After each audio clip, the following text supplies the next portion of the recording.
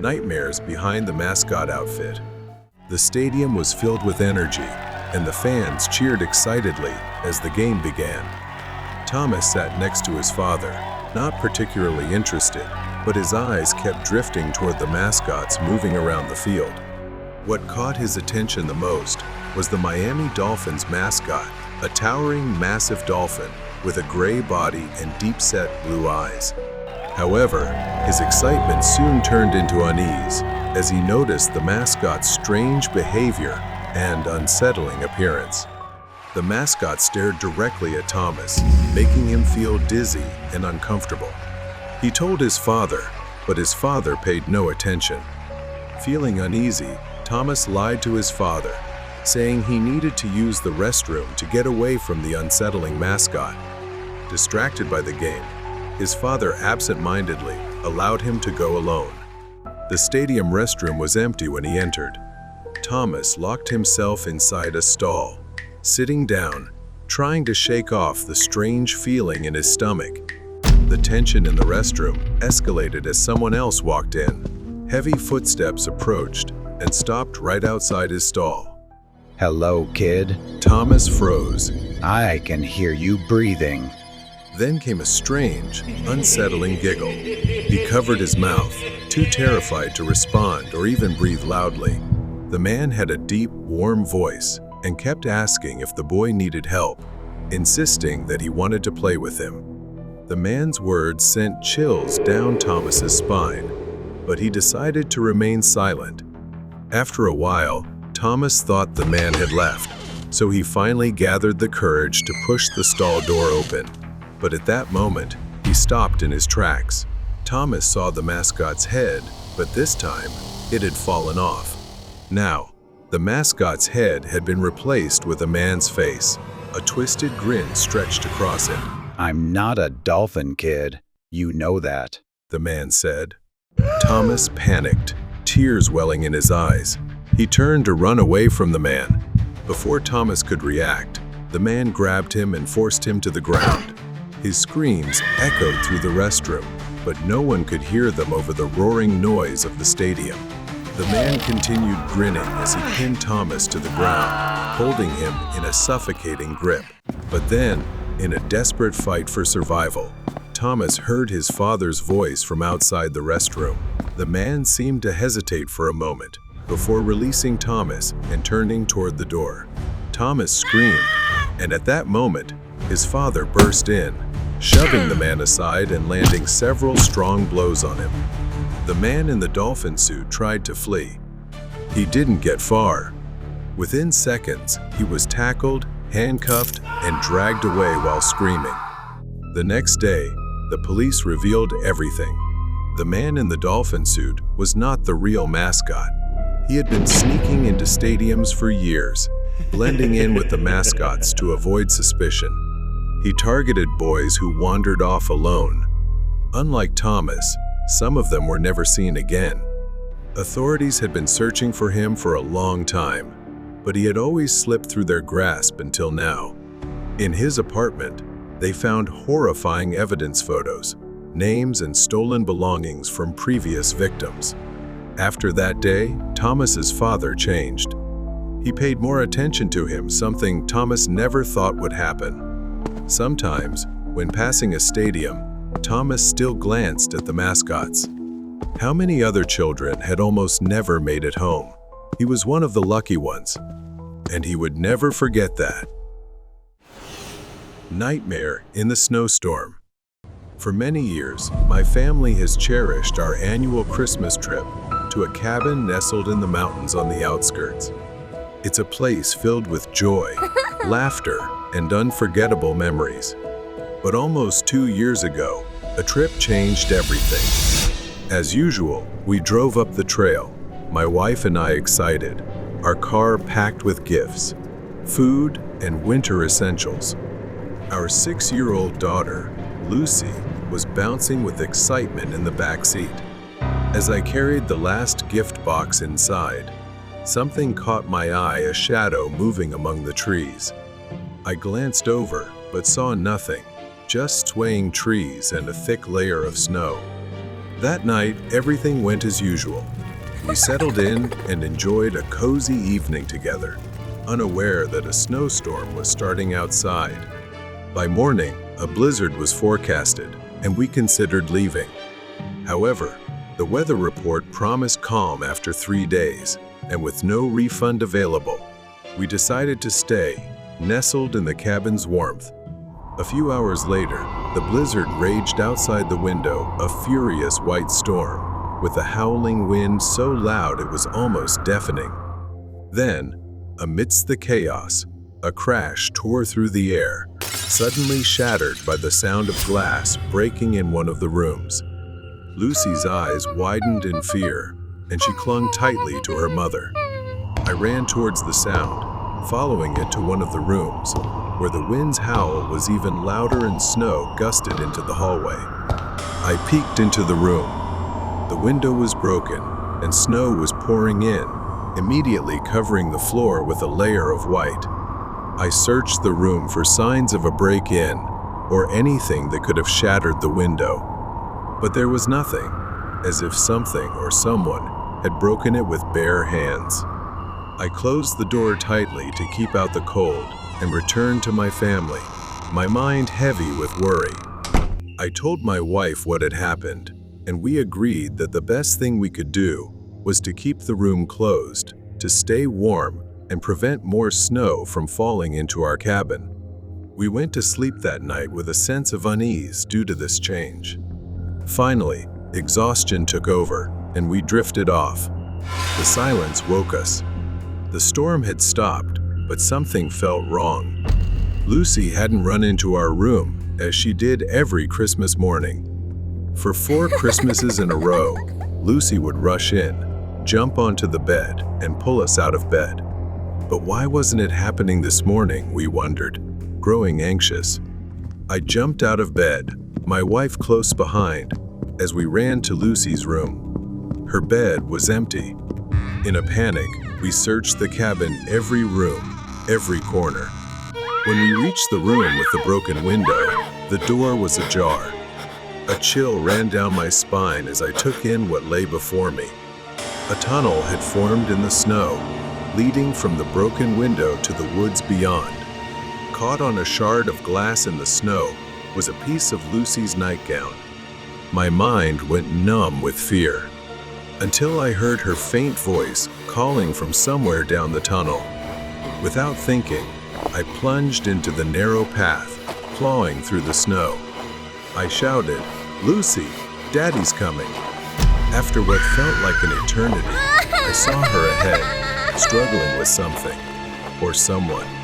A bony arm was wrapped around her neck, holding her tight. I rushed forward, grabbing Lucy and pulling her out. As I did, a horrifying sight greeted me.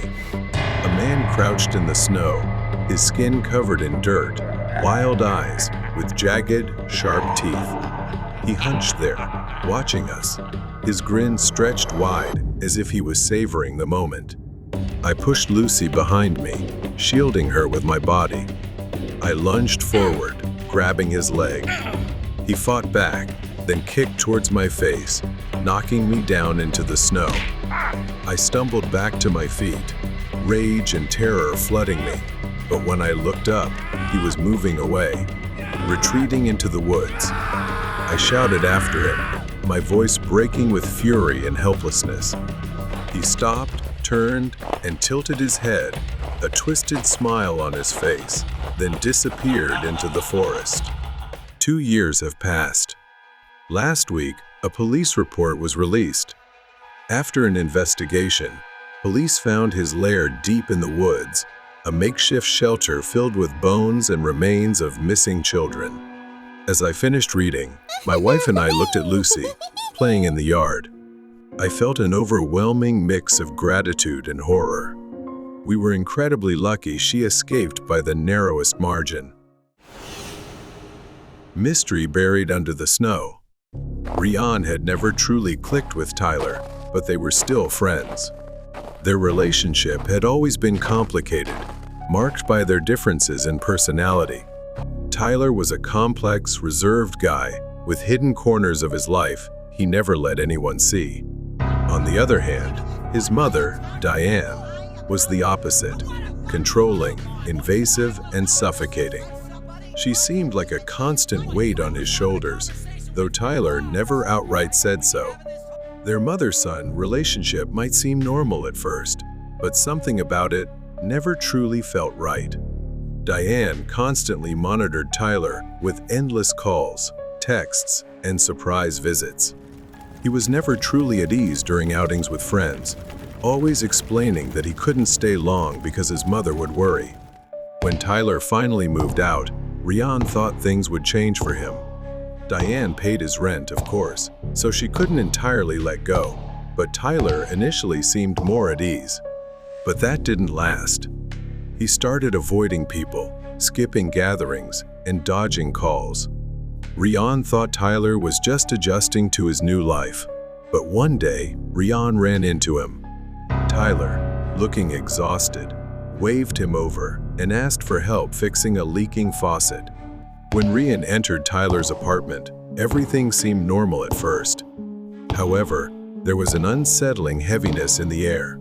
He noticed the backyard through the kitchen window was unusually dark.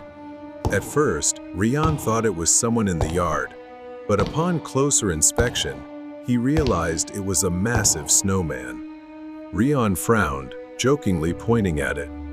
Who makes a snowman that big? Tyler didn't reply, merely gesturing for him to focus on the faucet. Rian stepped into the kitchen, scanning the area for the faucet. As he approached the sink, something caught his attention. Tiny blood-red spots on the floor near the sink, scattered unevenly. At first, he thought Tyler had cut himself while cooking or something similar. That's not unusual for someone as clumsy as him. At first, they weren't clear, but upon closer inspection, something seemed off. The stains weren't random. They seemed to form a trail leading out to the yard. His brows furrowed in confusion, but he didn't react immediately. Tyler stood nearby, distant, as if lost in thought, staring blankly at the TV. As Rian knelt down to continue inspecting the faucet, something faintly glinted under the sink, catching his attention. It was a shiny keychain, stained with dried blood. Rian's hand trembled slightly as he picked it up, immediately recognizing it. It belonged to Diane, Tyler's mother, the one she always carried with her. Panic set in as he realized something was wrong. At that moment, Rian turned and saw Tyler, even though he'd heard him in the living room just seconds earlier, seemingly watching TV. His expression was blank, and he seemed unfocused. Why is there blood on this? What's going on? Tyler stayed silent, his gaze distant, as if calculating something. Before Rian could react, Tyler reached across the table and grabbed a kitchen knife. His movements were slow but deliberate. You're not allowed to leave. Tyler lunged at Rian with the knife. Instinctively, Rian stepped back but tripped over a chair, falling to the floor. Tyler raised the knife again, stepping forward with clumsy but determined strides. Rian raised his hands to defend himself, bracing for the worst. Tyler aimed for Rian's chest. Rian twisted on the ground, narrowly avoiding the blade. Tyler staggered, and that's when Rian noticed it. The keychain was still in his hand. Wait, Tyler, calm down. Rian shouted, but Tyler lunged again. In a desperate move, Rian stabbed Tyler's leg with the blood-stained keychain. Tyler screamed in pain, stumbling back as he looked down at his leg. Rian seized the opportunity to get up and run toward the back door. He stumbled into the giant snowman. The impact caused it to collapse, revealing a horrifying sight beneath, a pale, trembling hand. And then the fingers twitched.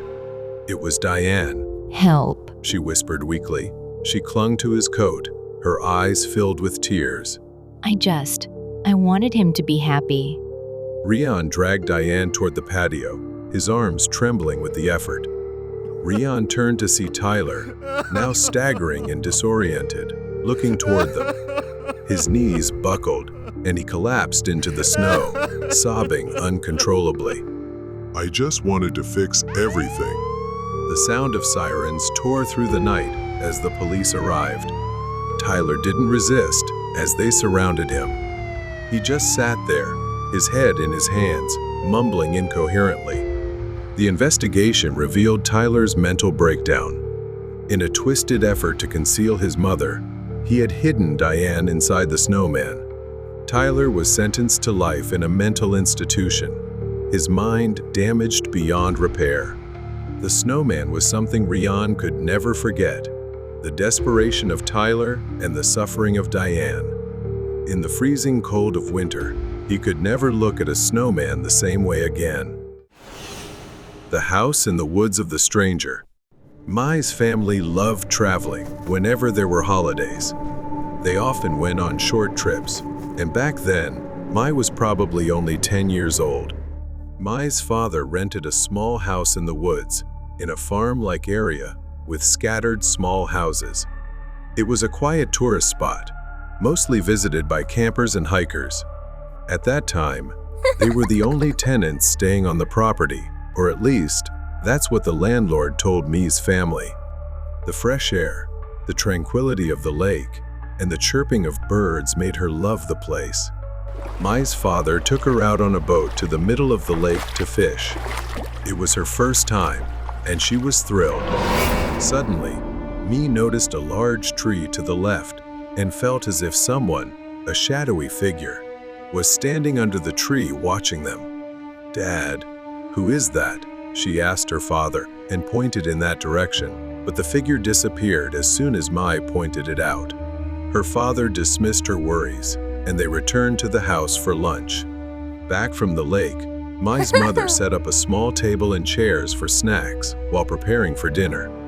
After the meal, Mai thought about wandering off to play and explore a bit. Her mother called out, reminding her not to go too far.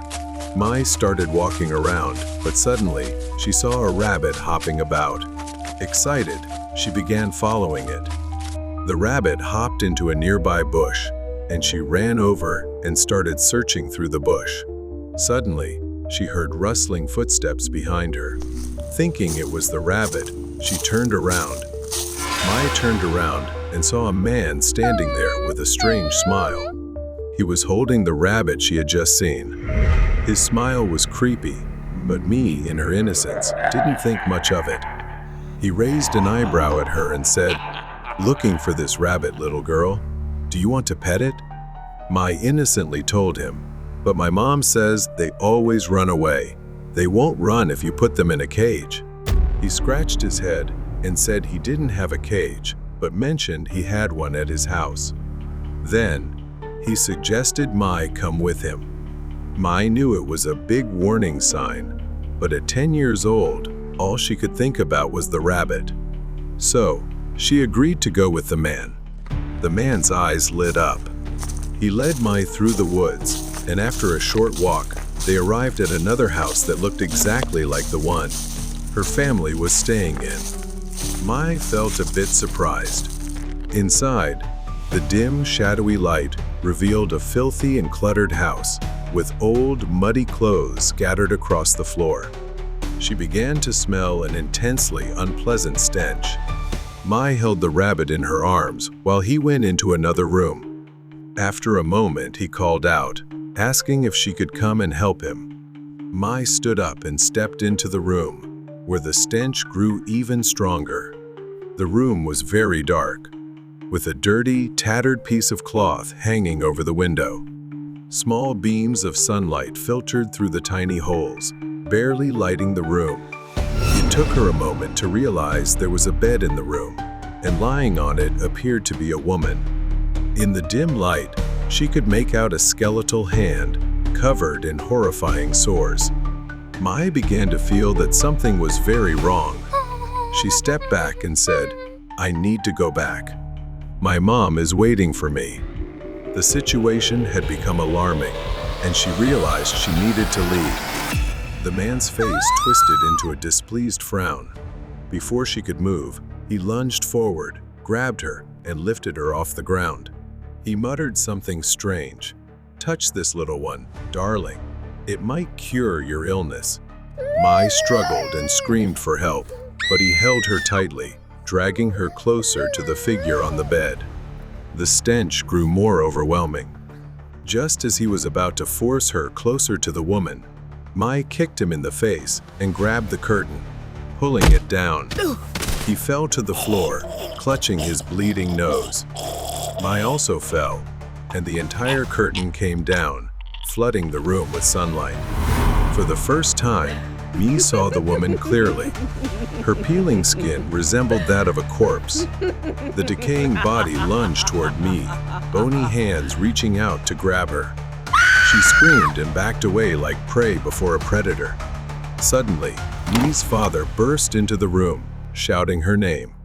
He rushed to her, lifted her off the floor, and carried her out of the cabin as quickly as he could. The woman's skeletal hands clawed at the air. Mai was carried out of the house, fainting in the process. The story that unfolded afterward shocked everyone. The man and the woman were escaped criminals who had fled into the woods to hide. The woman was severely infected due to poisoning. She claimed to know magic, and they believed that using an innocent child could heal her, transferring her illness to another body. When medics took the woman to the hospital, she died within a week. The man was arrested for attempted kidnapping and returned to prison, where he faced additional charges. Mai still cannot shake the image of that sickly woman crawling toward her. She no longer wants to travel to the woods or stay in cabins. Thankfully, her father arrived just in time. The obsession of the stalker. It was 2 years ago. I worked the night shift from 10 p.m. to 4 a.m. The store was located on a secluded road in a quiet rural area. Few people came during those hours, mostly regulars stopping by for beer or snacks. On a typical night, I could expect 10 to 20 customers. It was an ordinary job, the kind you do to make a living, and I never anticipated anything out of the ordinary. Then, one evening, around midnight, a man walked in. He was probably in his 30s. At first, he seemed normal and nothing unusual happened. But then, he started making strange noises, loud, uncontrolled yells. At first, I thought he might have a mental disability or be unwell. My brother has a similar condition, so I felt some sympathy for him. He didn't come to the counter like most customers. Instead, he stood there, staring at the ceiling, his eyes fixed on some distant point above, making unsettling noises. I felt uneasy, unsure how to handle the situation. I tried talking to him, but he only continued making those incomprehensible, strange sounds. I kept checking outside to see if he had come with anyone, but the parking lot was empty. It seemed he had walked here from somewhere unknown. He stood there for so long, staring at the ceiling and making noises that I finally tried to get him out by handing him a bag of chips and saying, "You can go now." He didn't seem to care, lost in his own world. But then, suddenly he turned and walked out of the store. I felt an odd mix of relief and fear. The man was strange, but at least he was gone. About an hour later, the phone rang. I picked it up, but the moment I heard the same loud yell as before, I froze. It was him again. I slammed the phone down, unsure what to think. I started checking outside. Every little noise startled me, and I kept looking outside until 4 a.m. when my replacement finally arrived. My shift was over, and I was allowed to go home. I left the store as quickly as I could and went home. I threw my stuff on the table, ready to go to bed. But then, less than a minute after I walked in the door, the phone rang again. A chill ran down my spine. Who could be calling at 4 a.m.? I braced myself for the worst. It was him again, those unmistakable screams. Quickly hanging up, I couldn't shake the feeling that I was being watched. I drew the curtains, locked the doors, and refused to sleep until morning. During a night camera check, I saw him standing in a dark corner, just a few meters from my door, holding a knife and grinning eerily. Terrified, I thought about moving somewhere else. The next day, I went back to my night shift. While checking the stockroom, a sudden blow to the head knocked me down. Pain seared through me as everything went black. When I woke up, I found myself tightly tied to an old chair with rope in the store's stockroom. Before I could process what was happening, he stood before me, his haunted eyes glaring as he screamed about my brother. He was always loved and cared for. What about me? I was abandoned, treated like trash. He pulled out a knife and stepped closer, his face twisted with jealous rage. Realizing I couldn't escape by force, I knew I had to manipulate him psychologically and began talking to him. Maybe you're right, I can't understand your pain, but I can help. He hesitated, his eyes flashing with a glimmer of hope. I know you just want someone to understand you, don't you? If you untie me, I'll do whatever you want. He untied me but kept the knife in hand. I told him there was a surprise if he let me blindfold him. Using a piece of cloth from the stockroom, I blindfolded him. Quickly, I used the rope to tie him to the chair. When he realized what was happening, he began struggling violently. Keeping a safe distance, I said, "I'm sorry, but I can't let you hurt anyone else. I'll come back with help." I left, shut the stockroom door, and quickly called the police, leading them to the scene. Before they took him away, I told him, "I can't fully understand what you've been through, but I know you're not a bad person." He looked at me with eyes full of pain and inner conflict. Then he broke into tears. The police took him away, saying they would take him to a better treatment facility. I hoped my words had planted a seed of change in his mind. Back home, I found notes detailing my habits, like, Nico returns at 4:15 a.m., turns on the living room light at 4:18 a.m. This proved he had been watching me for a long time. But now, it was finally over. Months later, I received a letter from a mental health center. It was a short note from him, thanking me. I felt a wave of relief. I decided to move to a new place, start a new job, and live a more peaceful life. Though I occasionally think about what happened, I no longer feel afraid. The madness of the masked man. Susan had a terrifying experience a few years ago. It all began on a Tuesday night. Susan was enjoying a rare evening alone when her husband, Jeff, called to let her know he was stuck in traffic and would stay at a motel overnight. He promised to call her when he got home. Susan sighed and returned to her book. She wasn't afraid of being alone at night as she was used to it, but as time passed, she began feeling increasingly bored and restless. She had completed all the chores and errands, leaving her with nothing else to do but sit in the room. Susan decided to take a long, hot bath to relax that evening. The past few weeks had been stressful, and she looked forward to a moment of peace and quiet to wash away the tension. Suddenly, there was a faint knocking sound from downstairs. It was weak, like a distant noise. She frowned, uncertain. Maybe it was nothing, but the uncertainty gnawed at her. She stepped out of the bathroom and descended the stairs, feeling the hairs on the back of her neck stand up. The living room appeared calm, but something felt off. Then she felt a draft. The cold night air blew in through the window.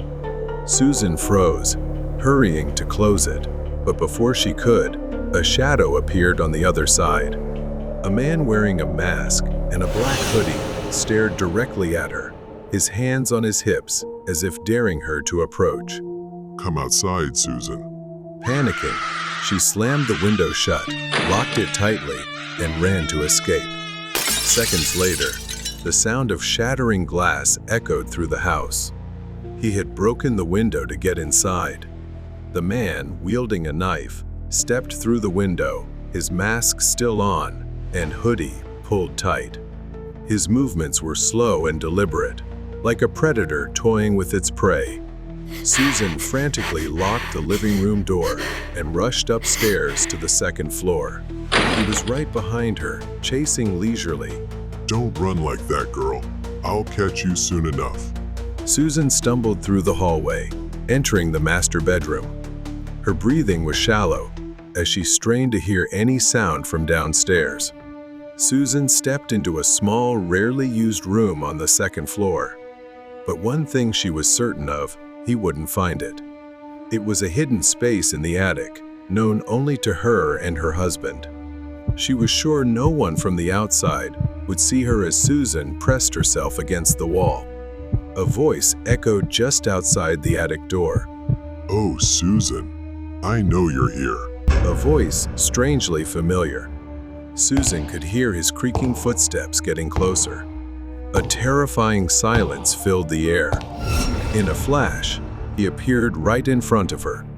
The mask had now slipped slightly. Her body turned cold as she suddenly recognized the familiar eyes staring back at her. Susan whispered, Jeff? She backed away in fear. The man smiled, gripping the knife tightly. Don't worry, Susan. I'm doing this for us. Perhaps from excitement, the mask slid partially off his face, and what she saw made the realization even more horrifying. It was Susan's husband, standing right in front of her. His knife rose as he laughed. What are you doing, Jeff? What's wrong with you? He only laughed louder and stepped forward, shoving Susan against the wall. His eyes were something she had never seen before, the eyes of a true madman. At that moment, she knew Jeff had completely lost control. Don't worry, Susan. I'm doing this for us, he said, pulling a syringe out of his pocket while holding the knife in his other hand.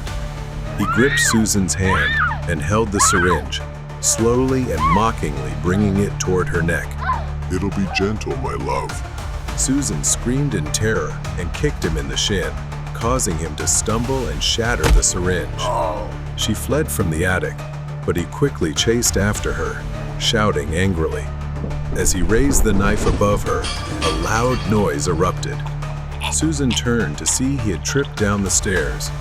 Susan didn't stop running until she reached the neighbor's house and called the police. Her husband, Jeff, was finally apprehended and committed to a psychiatric hospital.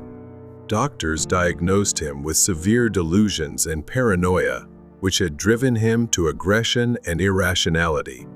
Since then, Susan has been almost constantly afraid of being alone at night. Her fear is so overwhelming that she now suffers from agoraphobia and panic attacks whenever she's alone at home. At times, she needs medication to calm herself. Stalker at the bus stop. A quiet and snowy Sunday evening. I was sitting at the bus stop, looking at my phone, and realized I had missed my bus. I started to shiver as the weather grew colder. Time passed slowly.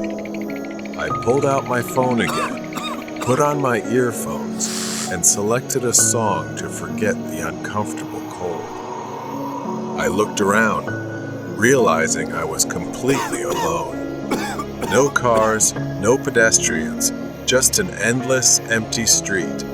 Nearly an hour went by, and the bus was still nowhere in sight. I checked my phone again. The screen showed no updates on the bus's arrival, and the battery was dangerously low. A while later, I sensed some movement. A man wrapped in several layers of thick clothing, his face obscured by a knitted hood. The man walked with a strange, almost unsteady gait, as if he wasn't sure where he was going. I froze but tried to focus on my phone, not wanting to draw attention. The man approached the bus stop and sat at the opposite end of the bench. My discomfort grew. I glanced at the man, noticing part of his face exposed under the hood, a gaunt, pale face with eyes that seemed unfocused, distant. The man was muttering something to himself, his words slurred and incoherent. I shifted uncomfortably, sensing that something was off about this person. He moved closer, almost imperceptibly at first, but with each subtle shift, he inched toward me. My unease turned into panic as the man continued to slide closer, his gaze fixed on me in a strange, unsettling way. I felt a chill run down my spine. Suddenly, I felt the man's presence right next to me. The tension was unbearable. I quickly stood up, grabbed my bag, and started walking away from the bus stop. The man, still sitting there, tilted his head to the side, his eyes never leaving me as I walked away. I quickly walked away. I reached the next bus stop and finally felt somewhat relieved. I began to sit down slowly, letting my guard down a little as I waited for the bus. I closed my eyes for a moment, exhausted. The quiet of the falling snow was almost peaceful. Suddenly, a loud and rapid knock shattered the silence. My eyes shot open, my heart racing. I slowly turned around to see the man from the previous bus stop, standing on the other side of the glass, his face pressed against it, grinning maniacally. His eyes were wide, staring straight at me without blinking. He kept knocking on the glass, his breath fogging up the surface. Panic flooded my body. I quickly stood up and backed away from the glass. The man began moving, circling around, his gait more erratic than before. His footsteps grew closer. I backed away, yelling at the man to stay away. However, the man was undeterred. He raised his hand, reaching out as if to do something to me. Luckily, I reacted just in time, darting off the sidewalk as the man lunged toward me. In a strange, inexplicable way, he slipped forward, his face slamming hard into the cold, icy pavement. The sound was horrifying. I stood there, frozen, trying to make sense of what had just happened. It was so bizarre. I watched in horror as blood began to pool around the man's face, staining the snow with a deep red. My mind raced as I tried to process what had just occurred. I crouched down, attempting to get a response from him, but there was none. I sat down on the curb, my hands trembling as I pulled out my phone and called for help. The snow continued to fall, turning this bus stop into a place of horror and dread for me. The flashing lights of the ambulance and police car pierced through the night. Paramedics rushed to the man's side, but it was clear that something was very wrong with him. As the paramedics searched the man's belongings, they found a photograph in his wallet, a picture of the man with a boy who looked eerily similar to me. The police explained that the man had been on prescription drugs after losing his son, and his mental state had deteriorated ever since. I realized, with disbelief, that the man may have mistaken me for his lost son. A few days later, I took my driving test.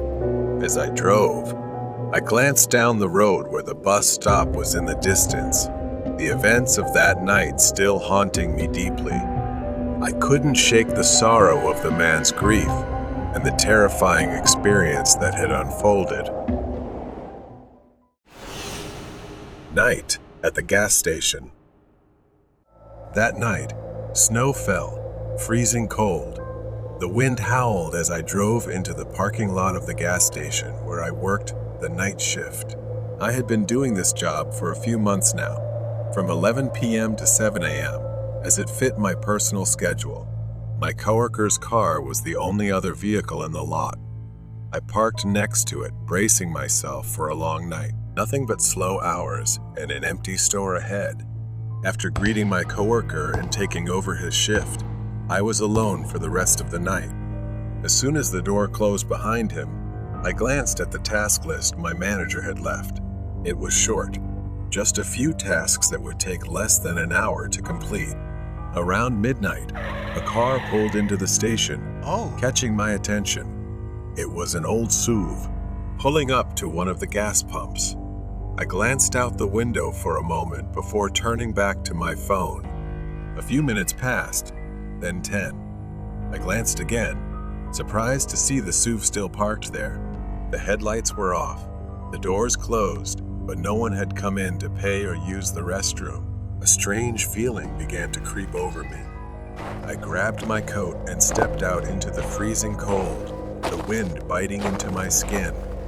The snow crunched beneath my boots as I walked toward the SUV. I peered through the window, calling out, "Hello? Is anyone in there?" But from what I could see through the frosted glass, the car was empty. A chill ran down my spine, not from the cold, but from the growing unease. There was no one in the SUV. But why would someone leave a car parked there, engine off, in freezing temperatures like this? I glanced down and noticed something strange. Footprints in the snow. They led away from the car, but not toward the front of the station. Instead, they extend toward the corner of the gas station. It was too cold for someone to just walk off and disappear like that. I hurried back inside to warm up. Once inside, I turned on the small heater next to the counter. Then a loud noise came from the back of the building. I turned around, looking through the rows of shelves in the station. Empty, nothing there. Slowly, I started walking toward the noise coming from the back of the gas station. There on the floor were small puddles of dirty water, the kind that could only come from melted snow. I followed the trail, leading me to the storage room in the back. I stopped at the door, and in the dim light of the storage room, I saw a figure half hidden among the shelves. He was standing there, tall, broad-shouldered, with a scruffy beard that gave him a disheveled, intimidating look. He was staring right at me. I stood frozen, trembling. My mind raced, trying to process what I was seeing. Who was he? How did he get in?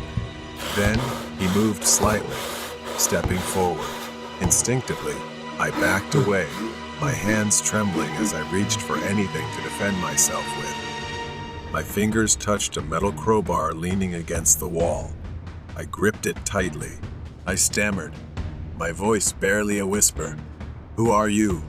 But he didn't answer. As I raised the crowbar, the cold metal felt heavy in my hand. I warned him, telling him to back off or I'd call the police. He took another step forward. I screamed louder in desperation, "I'm warning you." I swung the crowbar through the air. He staggered back, slipping on the wet floor. He groaned, clutching his leg as if he twisted it in pain. The opportunity was there, and I didn't miss it. I bolted back to the front of the store. I ran to the counter, my hands shaking uncontrollably as I picked up the store phone and whispered to 911 for help. Every second felt like an hour as I waited, my eyes locked on the storage room door. When the police arrived, I pointed them to the back. 2 officers cautiously entered, flashlights raised as they swept the storage room. I expected to hear them shout out, telling me they'd found him, but instead, they emerged with puzzled looks on their faces. They found wet footprints leading out the back door, disappearing into the snow-covered forest behind the gas station. They followed the trail, but the vast, dark expanse seemed to swallow everything. He had vanished, leaving only a mystery. The SUV had been towed away. I still work the night shift, but every time I hear a noise from the back or see a car pull into the station, I get more cautious. He could be out there, watching, waiting. But one thing is certain, I was lucky to survive that night. Night at the gas station, the return.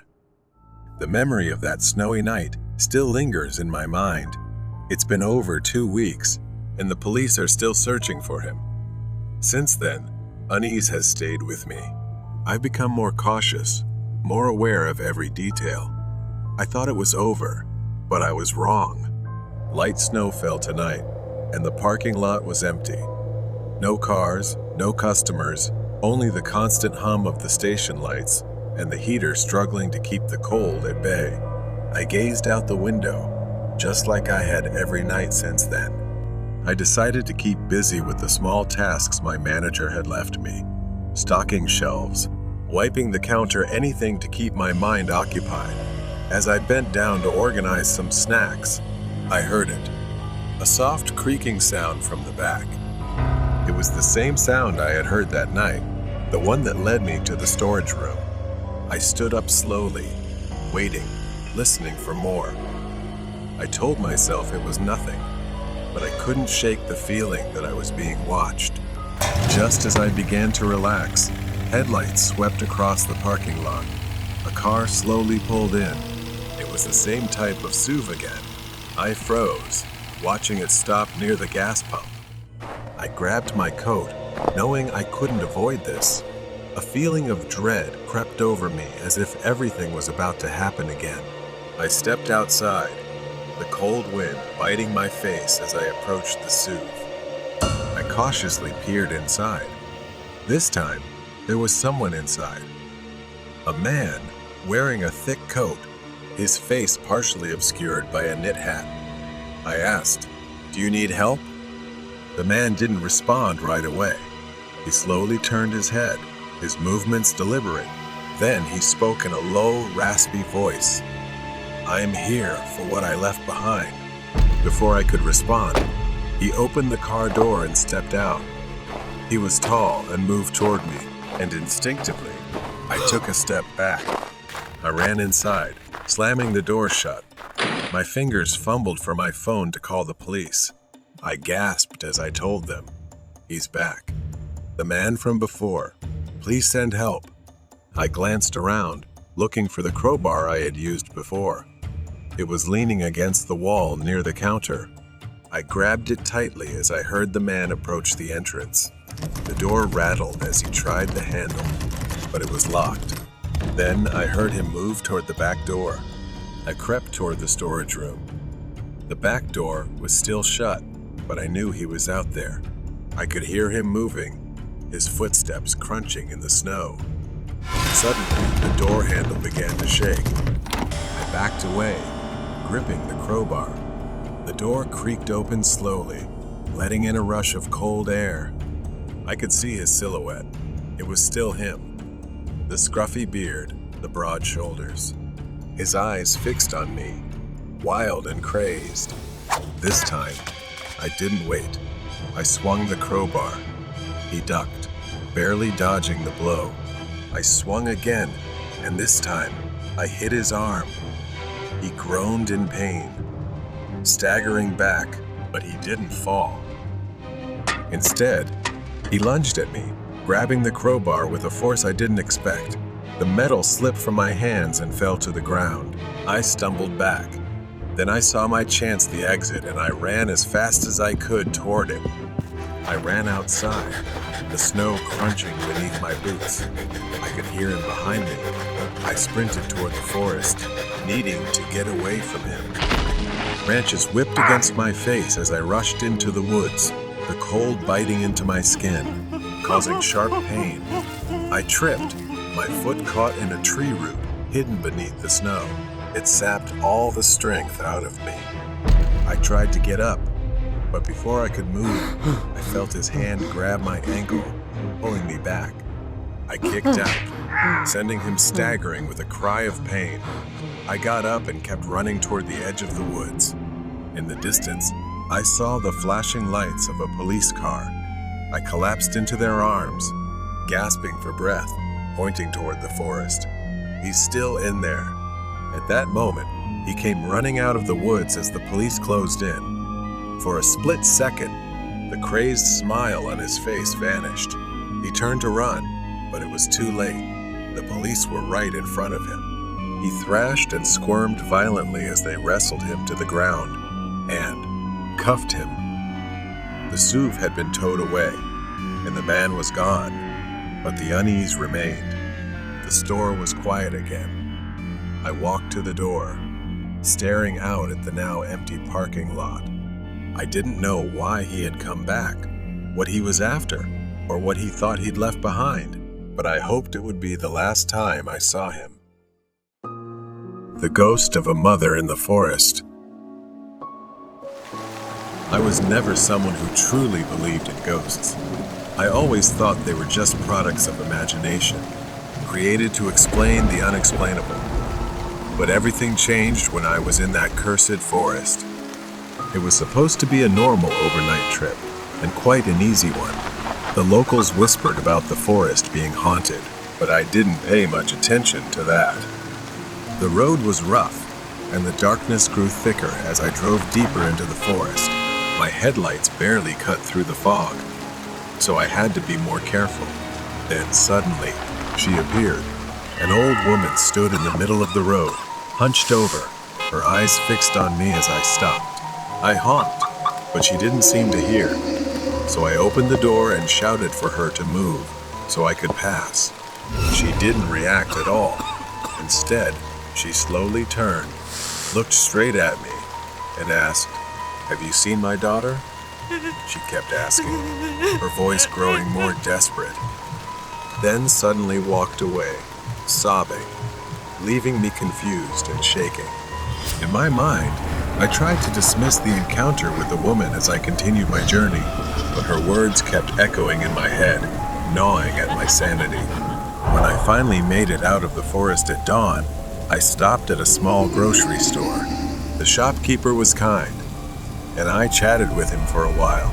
But as I looked out the window, I saw her again, standing at the edge of the forest, staring at me. Fear started to creep in, and that's when the shopkeeper told me about her. He said that she had lost her mind after a tragic accident and now wanders the forest, searching for her long-lost daughter. I dismissed the story again, thinking it was just a coincidence. That night, as I drove back through the forest, the rain started pouring down heavily, making the road more dangerous. But I kept going, just wanting to get out of there as quickly as possible. Then, through the rain, I saw another woman. But this time, she wasn't alone, and in her arms was a child who looked frail, almost lifeless. I intended to drive past. I hesitated, but my conscience wouldn't let me. I stopped and asked if they needed a ride. She looked pale, like she'd been out in the rain for too long. She nodded gratefully and climbed into my car with the child in her arms. I handed them a towel to dry off, and then she directed me to a hospital. When we arrived, she quietly thanked me before heading into the building. I sighed with relief, but as I was about to leave, I noticed something in the back of the car. It was the black umbrella she had been carrying. It was still in my car, and when I turned to look back at the hospital, I was almost paralyzed with what I saw. I looked away for just a few seconds, and when I looked back, they were gone. It was as if they had vanished into the rain. Feeling confused, I decided it was best to leave as soon as possible. As I neared home, the rain was still pouring, and the parking lot was quite far from my house, so I had to use the black umbrella left in my truck. However, I felt a bit hesitant to use it, remembering that it belonged to the woman and her son, but I had no other choice. As I was walking, a strong gust of wind almost tore the umbrella from my hand, and suddenly, a wooden beam came crashing down from above, about to fall on me. It could have killed me, but the umbrella somehow pulled me to the side, saving my life. Shaking, I realized the umbrella wasn't just an ordinary umbrella. Perhaps it was a gift the woman left behind to protect me. The next morning, I went back to the grocery store, determined to uncover the truth. The shopkeeper hesitated, but finally told me the whole story. The woman and her child were spirits, doomed to wander the forest after a tragic accident. She died trying to protect her son. It happened on a stormy night when she was shunned and refused help by passing travelers. Some even splashed her with mud. She used her body to shield the child, but unfortunately, she slipped and fell off a cliff. On rainy days, if drivers refused to give her a ride, she would mysteriously appear in their cars and haunt them. Feeling a deep sense of injustice, she continues to seek out and punish those who don't help them. The old woman, unable to bear the unbearable pain of losing her daughter and grandson, went mad shortly after. Since that horrific accident, the villagers have often seen her holding a black umbrella, muttering nonsense. With a heavy heart, I visited their graves, returned the umbrella, and expressed my gratitude. As I walked away, I knew my life had changed forever. I had encountered something beyond the realm of the living, and from that day on, I would never doubt their existence again. The darkness from the Myers house. I used to work for DoorDash a few years ago, wandering through the maze of New York City at midnight to earn a few extra bucks. Tonight was no different, but it turned out to be my last delivery, a job that haunted me long after I left. GPS led me to an unfamiliar part of the city, dark and alien. My destination was an old, rundown fast food joint I'd never seen before. A man came out of the kitchen holding a package. It was red, like rotting meat, and I seriously doubted the hygiene and quality of their food. Handing me the package, the man said it was to be delivered to a place called the Myers house. The old man looked at me with hollow eyes and said to deliver it just before midnight, not to knock, just to leave it at the door. Confused, I asked if I should notify the customer. The man's face darkened. "You don't want to disturb Mrs. Myers. Trust me, it's for your own good and safety." His words lingered as I left. Something felt very wrong about this delivery, and I couldn't help but dwell on the strangeness of it all. In the drizzling rain, GPS led me down an abandoned road, miles away from any familiar part of the city. Soon, a shape emerged in the mist, the Myers house. The building loomed before me, old and decrepit, with boarded-up windows. I checked the address again. It matched. A dim light flickered on the porch, but there was no doorbell. I hesitated, then knocked on the heavy old door. The sound echoed in the silence, but there was no answer. I knocked again, harder, and the door creaked open just enough to reveal a face. A pale woman appeared in the gap. She whispered, "Didn't he tell you not to knock?" I stammered an apology, then made an excuse. It's so dark, and I didn't want to leave the food outside." She gave a strange smile, her bony fingers brushing against mine as she took the package. They were icy cold, the chill seeping into my bones. At that moment, a loud clap of thunder boomed outside, and rain began pouring down. I groaned at the thought of heading back out into the storm. She looked at me. "You can wait here. Perhaps a cup of tea while you warm yourself?" Exhausted and soaked, it being my last shift, I figured it wouldn't hurt. So, I stepped inside. I followed her inside, surprised by the stark contrast to the exterior. A large stone fireplace cast a warm glow across the luxurious living room. The woman introduced herself as Eleanor and offered me tea. I sat down, feeling a bit uneasy. She began offering me dessert, but I declined. Then her expression shifted. Eleanor's smile grew dark and menacing. Suddenly, something gleamed, a butcher knife in her hand. I froze, realizing the hunger burning in Eleanor's eyes. Panic overtook me. My head spun as I tried to stand, but my legs felt leaden, my movements sluggish. I could barely lift my arms. I forced myself to stand, reaching for anything I could use as a weapon. My hand closed around a brass candlestick. As Eleanor lunged, staggering, I swung with all the strength I had left. The candlestick connected with a sickening crack, sending her sprawling to the floor. Her bony fingers clawed at the carpet, dragging her broken body toward me, the hunger in her eyes burning brighter. Taking advantage of the brief respite, I staggered toward the front door, fumbling for the handle. With desperate strength, I yanked the door open. I didn't look back as I ran into the storm. I kept running until I saw and flagged down a passing car, collapsing onto the wet sidewalk. The last thing I saw was a stranger's worried face as I blacked out. I woke up in a hospital room and was told I had been drugged with sedatives. Even more shocking was that the restaurant where I had picked up Eleanor's order had vanished. It didn't exist on GPS. I can't help but think there are still hidden restaurants scattered across the city, secretly catering to the midnight cravings of cannibals I'll never understand. Weird night at school. I work the night shift as a janitor at a local school. This job is quite fitting for someone who enjoys solitude. Just me, the empty school, and my mop bucket. I only talk to my coworker when absolutely necessary. Most of the time, we divide the school and don't see each other during the entire shift.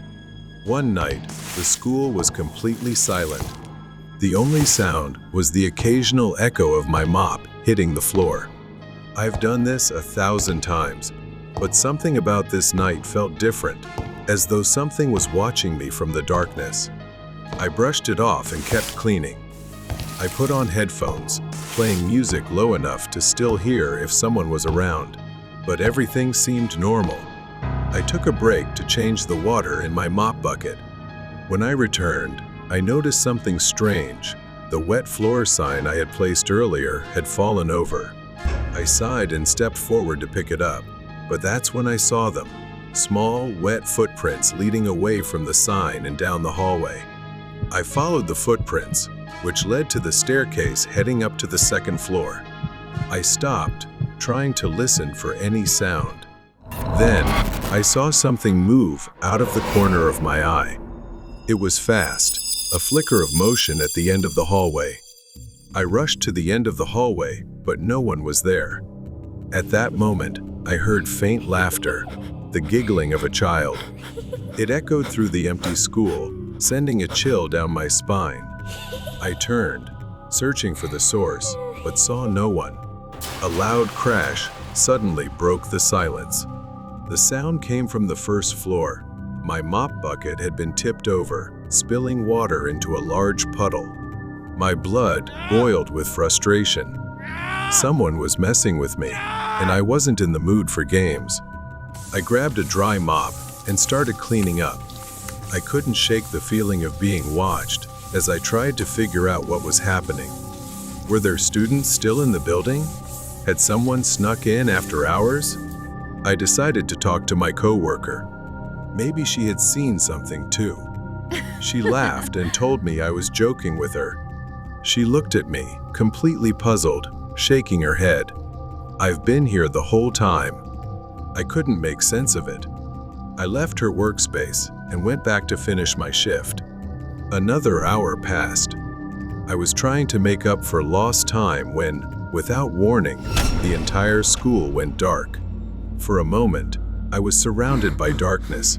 Then the emergency lights flickered on, bathing everything in a dim red glow. It felt like the entire building had turned into a horror movie set. I knew where the electrical room was, so I decided to head there. But before I could reach it, I heard a scream, my coworker's scream, echoing through the school, filled with terror. I ran toward the electrical room, fear welling up inside me. When I reached the door, I noticed it was slightly ajar. When I pushed the door open, I expected to see my coworker inside. Instead, there was a figure standing in the dark. I couldn't tell who it was, but something about it felt off. The figure moved closer. Before I could pull out my phone, it lunged forward and slammed the door shut in my face. Panicked, the first ran away. I needed to find my coworker. When I reached her area, her mop bucket was lying in the middle of the hallway, but she was nowhere to be found. I called out her name, but there was no response. The only sound was faint laughter, echoing again through the empty hallway. The whispers made me freeze. I turned quickly, gripping the mop handle tightly, ready to defend myself. I moved slowly and cautiously. Something was happening here, something I couldn't explain. I headed up to the second floor, where I had heard the laughter earlier. When I reached the hallway, I noticed something strange. The wet footprints, the same ones I had seen earlier, had returned. I stared at the small, damp prints, which seemed to be heading toward me. I ducked into the nearest classroom, slamming the door shut behind me. I leaned against it, trying to catch my breath, my hands trembling. That's when I saw the blackboard. Scrawled in large, jagged letters were the words, "Hello." Had someone come in here? But I hadn't heard anyone enter. Suddenly, I heard the door rattling. Something was trying to get in. The handle twisted violently, shaking as though someone, or something, was pounding on it. I backed away, gripping the mop handle like a lifeline. The pounding on the door stopped. I slowly crept toward it and pressed my ear against it. But there was nothing. I reached for the doorknob, turning it as gently as possible. I cracked the door open slightly and peered into the hallway. I cautiously stepped out, scanning for any signs of movement. I had to find my coworker. I couldn't stay in this school alone any longer. As I walked down, from where I stood, I saw a shadow at the bottom of the stairs. It didn't move, just stood there, a dark figure faintly visible in the red light. As I got closer, I saw a young boy, maybe 13 or 14, standing with his back to me, wearing a tattered school uniform. I reached out, hesitating for a moment before speaking. "Hey, are you okay?" The child didn't respond. I took another step forward, my hand trembling as I reached out to touch his shoulder. Then the child turned around, a horrifying mask, pale and soulless eyes, blood dripping from his nose, and a wide, toothy grin aimed at me. The child let out a blood-curdling scream that echoed through the stairwell, a shrill, piercing sound that felt like it was ripping through my skull. I staggered backward, dropping the mop. I ran as fast as I could down the hallway. I didn't care where I was going. I just needed to get out. The hallway seemed endlessly long in a horrifying way. I burst through the door into the gym. The gym was pitch black. I backed away from the door, my body trembling with fear. The footsteps stopped. The door remained shut. For a brief moment, I thought I was safe. But then, from the far corner of the gym, I heard it, a basketball bouncing.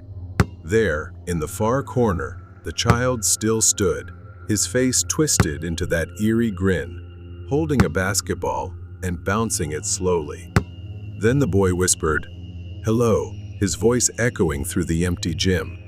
I stepped back, my legs trembling. The child took a step forward, then another. Each step was slow, deliberate, as though he was savoring the fear he was causing. I didn't think anymore. I bolted outside, running as fast as I could toward the parking lot. My legs felt like they would give out at any moment, but I kept running. I didn't stop until I reached my car. My hands shook as I fumbled with the keys, finally unlocking the door and jumping inside. As I started the engine, I looked back at the school. In one of the second-floor windows, I saw the child standing there, staring down at me with that twisted smile. I hit the gas and sped out of the parking lot. The image of that child burned into my mind. I didn't return to the school the next night. I never went back there again. The Curse of the Doll. The sun was setting as Claw walked home alone. Suddenly, an elderly woman appeared, dressed in tattered clothes, approaching her. The woman approached Clara, extending her hand which held an old, creepy-looking doll. What was strange was that the doll's head was tilted at an odd, unnatural angle, with a deep crack running down its body. At first, Clara intended to walk past, but something compelled her to stop. She gave the woman a few coins, and the doll was pressed into her hands before the woman left immediately. Clara returned to her apartment, the doll in her hands. She felt a shiver run down her spine, but dismissed it as just the chill of the night air. As she unlocked the door and stepped inside, she was completely unaware of the faint, soft footsteps following her. Claw held the doll up. Its lifeless eyes stared blankly, as if looking right through her. An uneasy feeling washed over her as she grasped its broken body and placed it on a high shelf before turning away. That night, Claw lay in bed. She tried to sleep, slowly turning onto her side. And right there, beside her pillow, was the doll, its broken neck tilted to one side. Its eyes stared hauntingly at her. She snatched it up and tossed it aside. The next morning, before heading to work, Claw paid little mind to it. She picked it up, glanced at it for a moment, then temporarily set the doll on the sofa. However, when she returned that evening, she found the doll in an odd position. Unexplainably, it was sitting on her bed in her bedroom, even though Claw had closed the door beforehand. She was certain she had left it in the living room. Claw furrowed her brow, glancing around her apartment, but saw nothing out of the ordinary. But soon after, she began to notice that her doll seemed to be moving around the room. In the following days, these occurrences seemed to persist. She began to see sticky notes scattered throughout their apartment, with phrases like "hello" and "it's broken." These notes were written on leather paper, something they didn't even have in the house.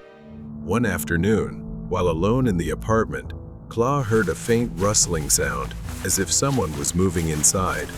She froze, straining to listen. After a moment, she began searching the rooms but found no one. However, on the bedroom floor, she saw the doll lying face down, its neck broken at an odd angle. A sharp pain shot through her chest, and she glanced at her hand, horrified to see bloodied scratches. The streaks of blood ran down her palm, though she had no idea how they got there. She stared at the doll, feeling as though its lifeless eyes were mocking her. What she couldn't understand was that within 2 days, the scratches vanished as if they had never existed. That night, Clara lay in bed, nervous. She tried to close her eyes, but a faint whisper echoed throughout the room, growing louder and louder until she could clearly hear the words, "It's over." Suddenly, a pressure bore down on her, and her eyes flew open to find the doll just centimeters from her face. Its eyes locked onto hers. Claw gasped for breath. She sat up, but the doll had vanished. It remained on the shelf as if it had never moved. Days passed, and Claw became increasingly withdrawn, her face pale, eyes dim. The presence of the doll seemed to grow, draining her energy. In a final frenzy, Claw found a metal bin in a nearby alley and threw the doll into the fire. The fabric doll burned, and Claw looked away, believing it was all over, and went home. But when she returned, the doll, singed but seemingly unharmed, sat inexplicably in her room. She felt powerless and exhausted. She picked it up. Suddenly, she collapsed to the floor, a strange sensation washing over Claw, as if her soul was being pulled from her body, drained by the doll. The next morning, an old woman stood in an alley.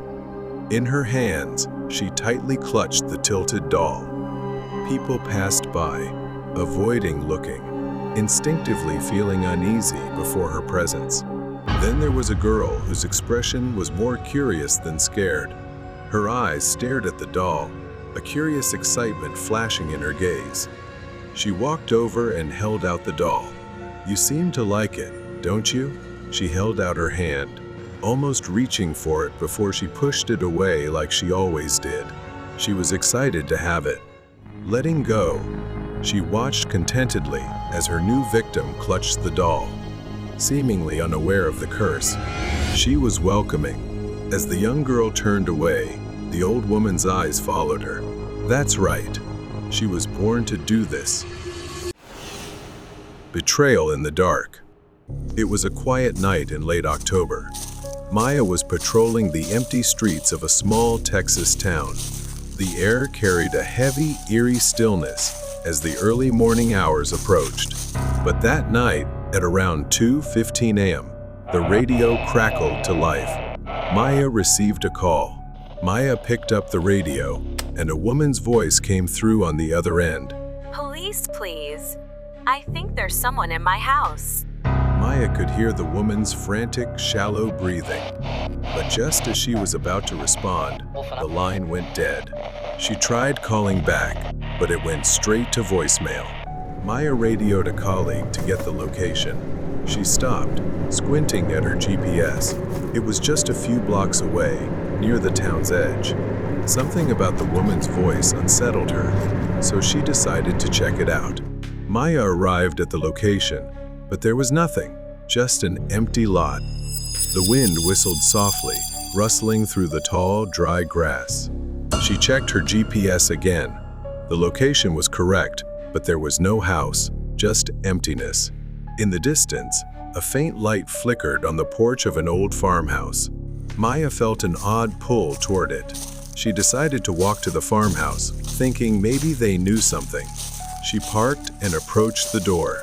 Maya knocked, and after a few minutes, the door creaked open. A young man answered, looking tired, confused, and not at all like someone who had made a frantic emergency call. "Can I help you, officer?" he asked, squinting at Maya through the dim porch light. She explained the call, asking if he had seen or heard anything unusual. He shook his head, confusion plain on his face. She asked if he knew anyone else living nearby. The man slowly shook his head. "No, there haven't been any houses for miles." Maya thanked him and returned to her car, a deep unease settling in her stomach.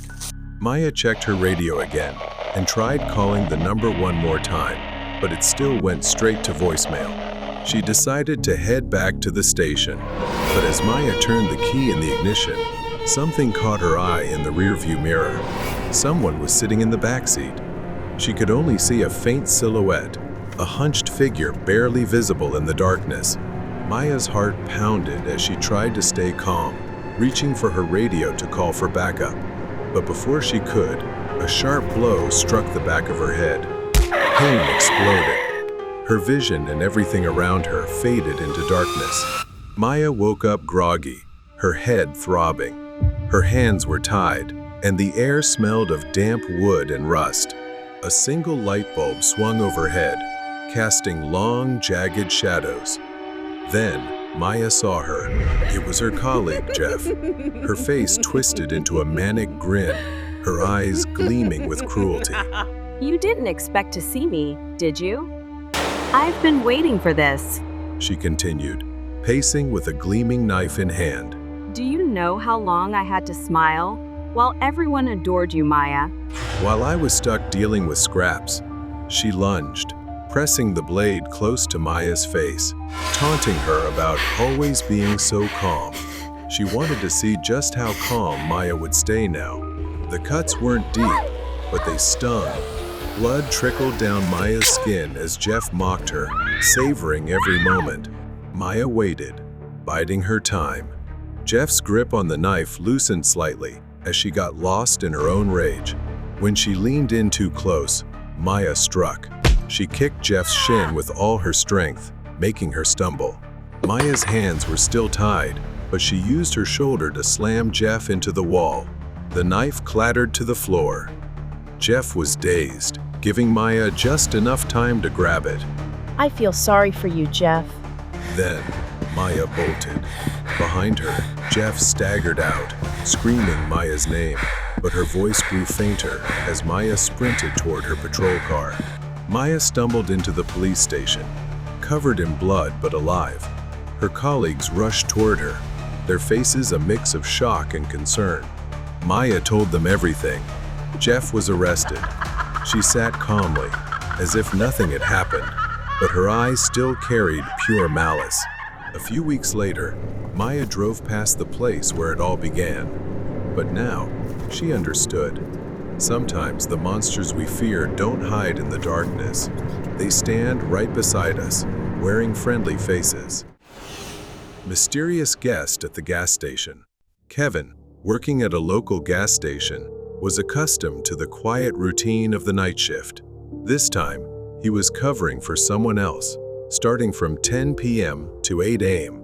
He sat behind the counter as heavy rain poured outside, with a major storm looming. Most people seemed to be staying indoors. After sitting inside for an hour, Kevin put on a raincoat and went outside to tidy up and prepare for the approaching storm. As Kevin gathered the last few items, he noticed a man not too far from the gas station. The man was pacing along the roadside, soaked to the bone. It was unusual, though it seemed he might just be waiting for a ride. 2 hours later, thunder began rumbling in the distance, followed by strong winds and heavier rain that shook the building.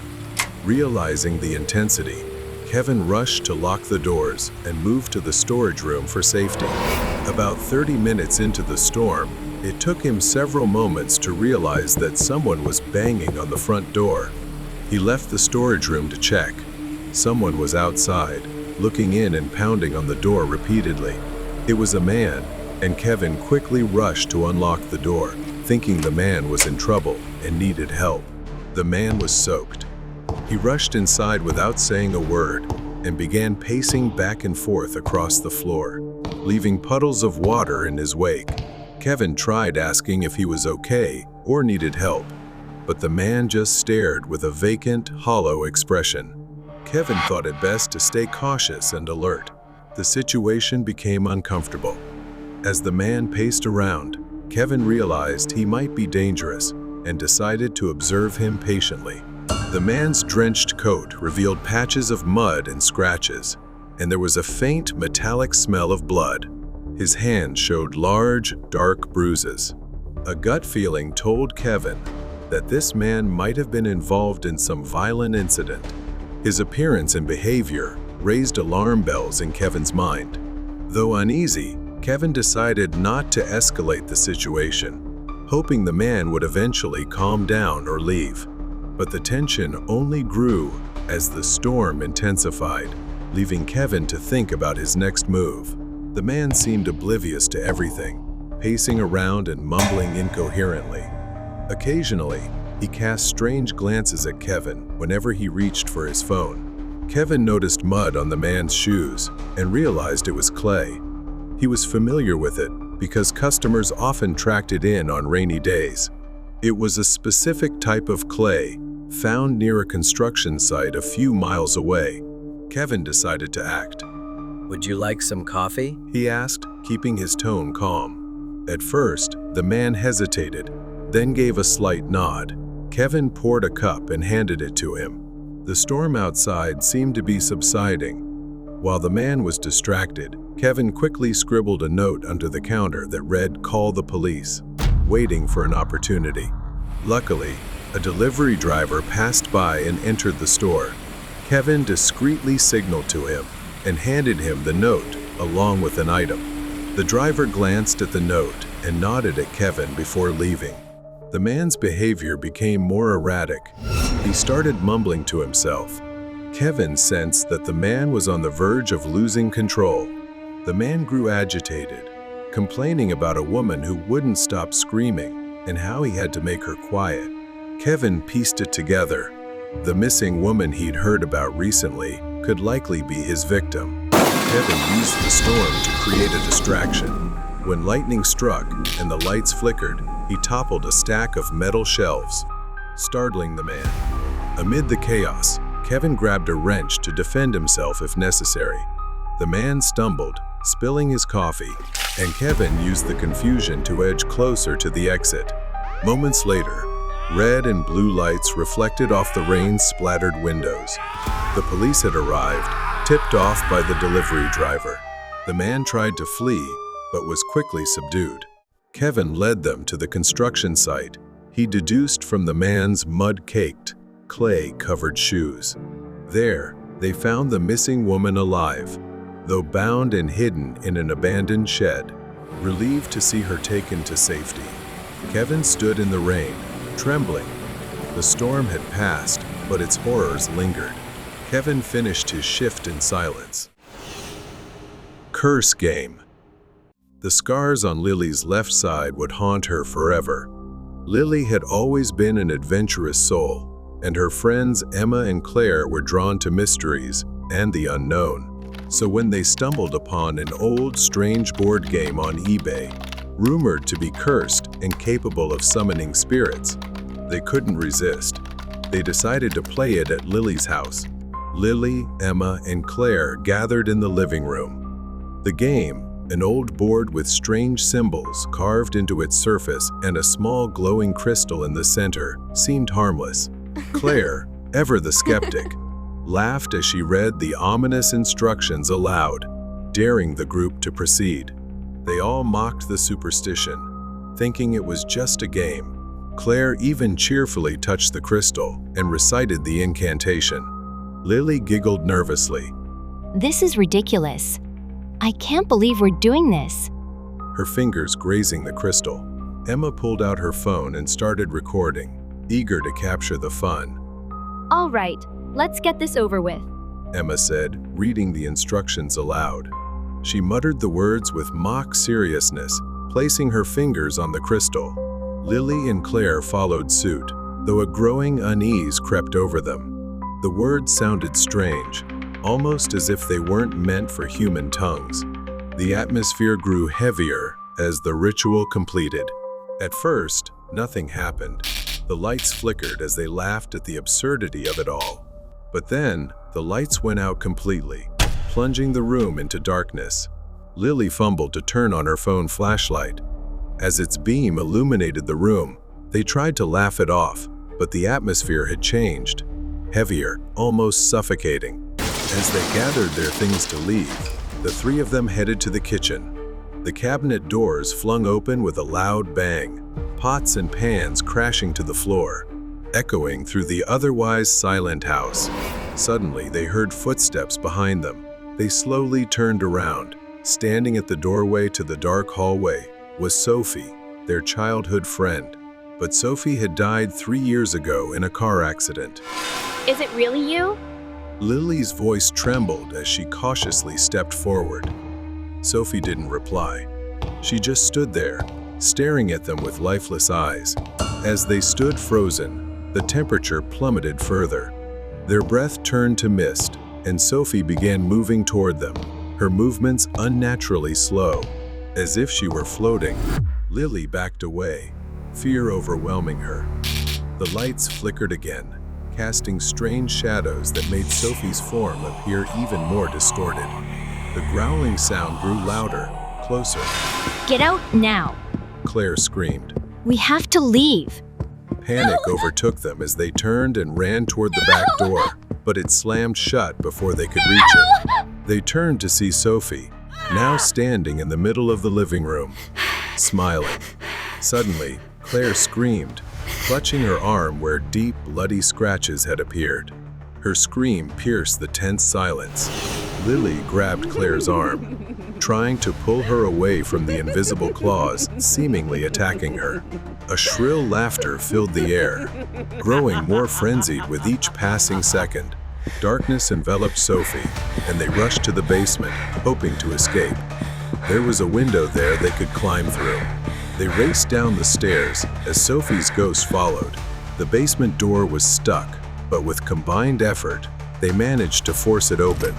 Lily fumbled with the window latch, her hands trembling as she tried to pry it open. Then, a force grabbed Lily, slamming her into the wall painfully. She felt a sharp, stabbing sensation in her side. Claire and Emma screamed, trying to pull Lily away from the invisible grip. Lily stumbled to her feet and opened the window. Claire went first, squeezing through the narrow gap. Emma followed, but as she began crawling out, Lily felt something cold and sticky touch her leg. With one final tug, Lily was pulled back inside along with her friends. Lily looked up to see Sophie standing there, her eyes blazing like fire. Perhaps she wanted something from them. Lily thought of the crystal. It was part of the game. They needed to get rid of it. She remembered seeing the crystal on the floor earlier. If it was the key to this nightmare, they had to destroy it. Lily ran back into the house, ignoring her friends' cries. Inside, the living room was in disarray, furniture overturned. Then she spotted the crystal, its dark surface reflecting the chaos around her. Determined, Lily grabbed it, a sharp pain shooting up her arm. Sophie reappeared, her face contorted with inexplicable anger. Lily threw the crystal with all her strength.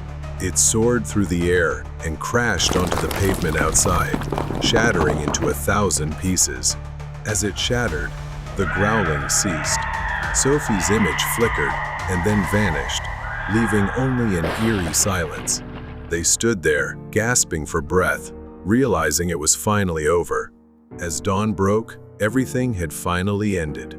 Lily and her friends huddled outside, their faces pale, etched with the terror they had just endured. Betrayal in the dark. It was a quiet night in late October, and I was patrolling the empty streets of our small Texas town. The air carried a heavy, ominous stillness that often lingers in the early hours. Not much happens in our town after midnight, occasionally a bar fight or a stray animal wandering the streets. But that night, around 2:15 a.m., the radio crackled. I received a call. I picked up the radio, and there was a man on the other end. "Officer, please. I think there's someone in my house." I could hear his breathing, rapid and shallow. Then, just as he was about to say something, the line cut off.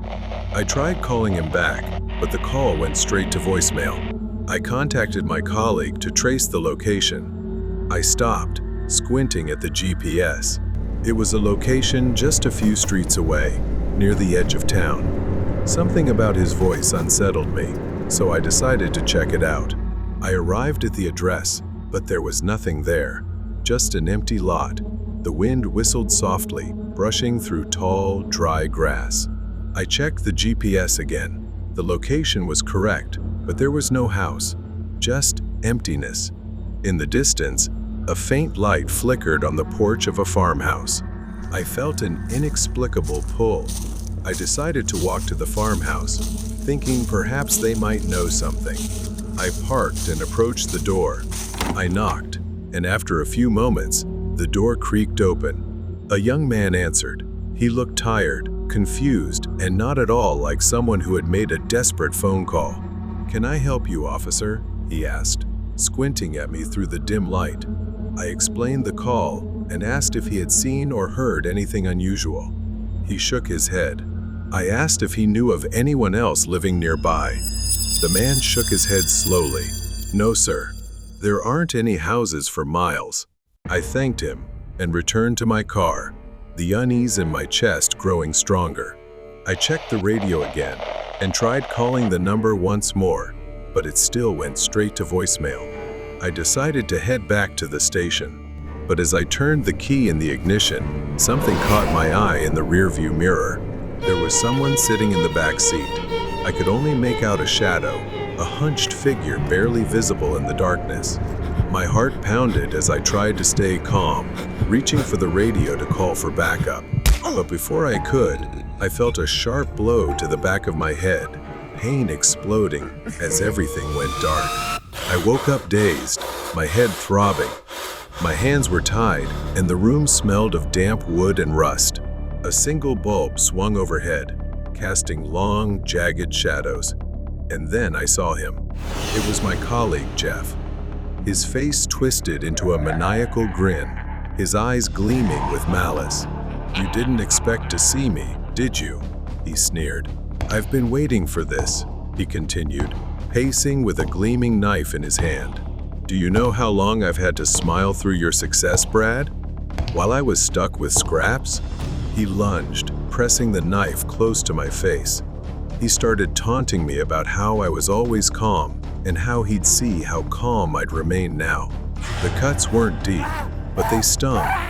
Blood trickled down my skin as he mocked me, savoring every moment. I waited, biding my time. His grip on the knife loosened as he got lost in his rage. When he leaned too close, I acted. I kicked his shin with all my strength, making him stumble. My hands were still tied, but I used my shoulder to charge at him, slamming him into the wall. The knife fell to the floor. He was stunned, giving me just enough time to grab the knife with my bound hands. I bolted out of there. Behind me, Jeff staggered out, shouting my name, but his voice faded as I ran toward my patrol car. I stumbled into the police station, bloody but alive. My colleagues rushed to me, their faces a mix of shock and concern. I told them everything. Jeff was arrested.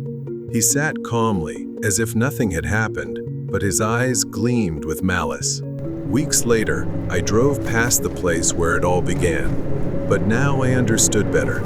Sometimes, the monsters we fear don't hide in the shadows. They stand right next to us, wearing friendly faces. Train through time. At a train station, as some people hurriedly catch the last train home. Among them is Leah. As the train departs the station, Leah sits down in her seat, looking out at the city skyline fading into the distance. She feels a strange sense of unease, though she cannot understand why.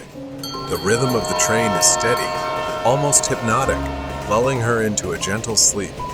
The soft rumble of the train fills the air as it speeds along the tracks, the city gradually giving way to darkness. Leah is startled awake as the train sways slightly upon entering a long tunnel. Inside, the tunnel is pitch black, and the train's lights flicker momentarily. Leah looks around, noticing that the once crowded train car is now eerily empty. She glances out the window, but instead of seeing the countryside she expected, there is only a vast, empty void, as if the train is traveling through an immense, empty space. As the train exits the tunnel, Leah is shocked to see an entirely different scene outside. The modern city and familiar countryside have vanished, replaced by a mist-covered, ancient village. The buildings are old and crumbling, with thatched roofs and cobblestone streets. The train slows down as it approaches a station that appears to have never been used. The train stops, and the sliding door opens with a faint hiss.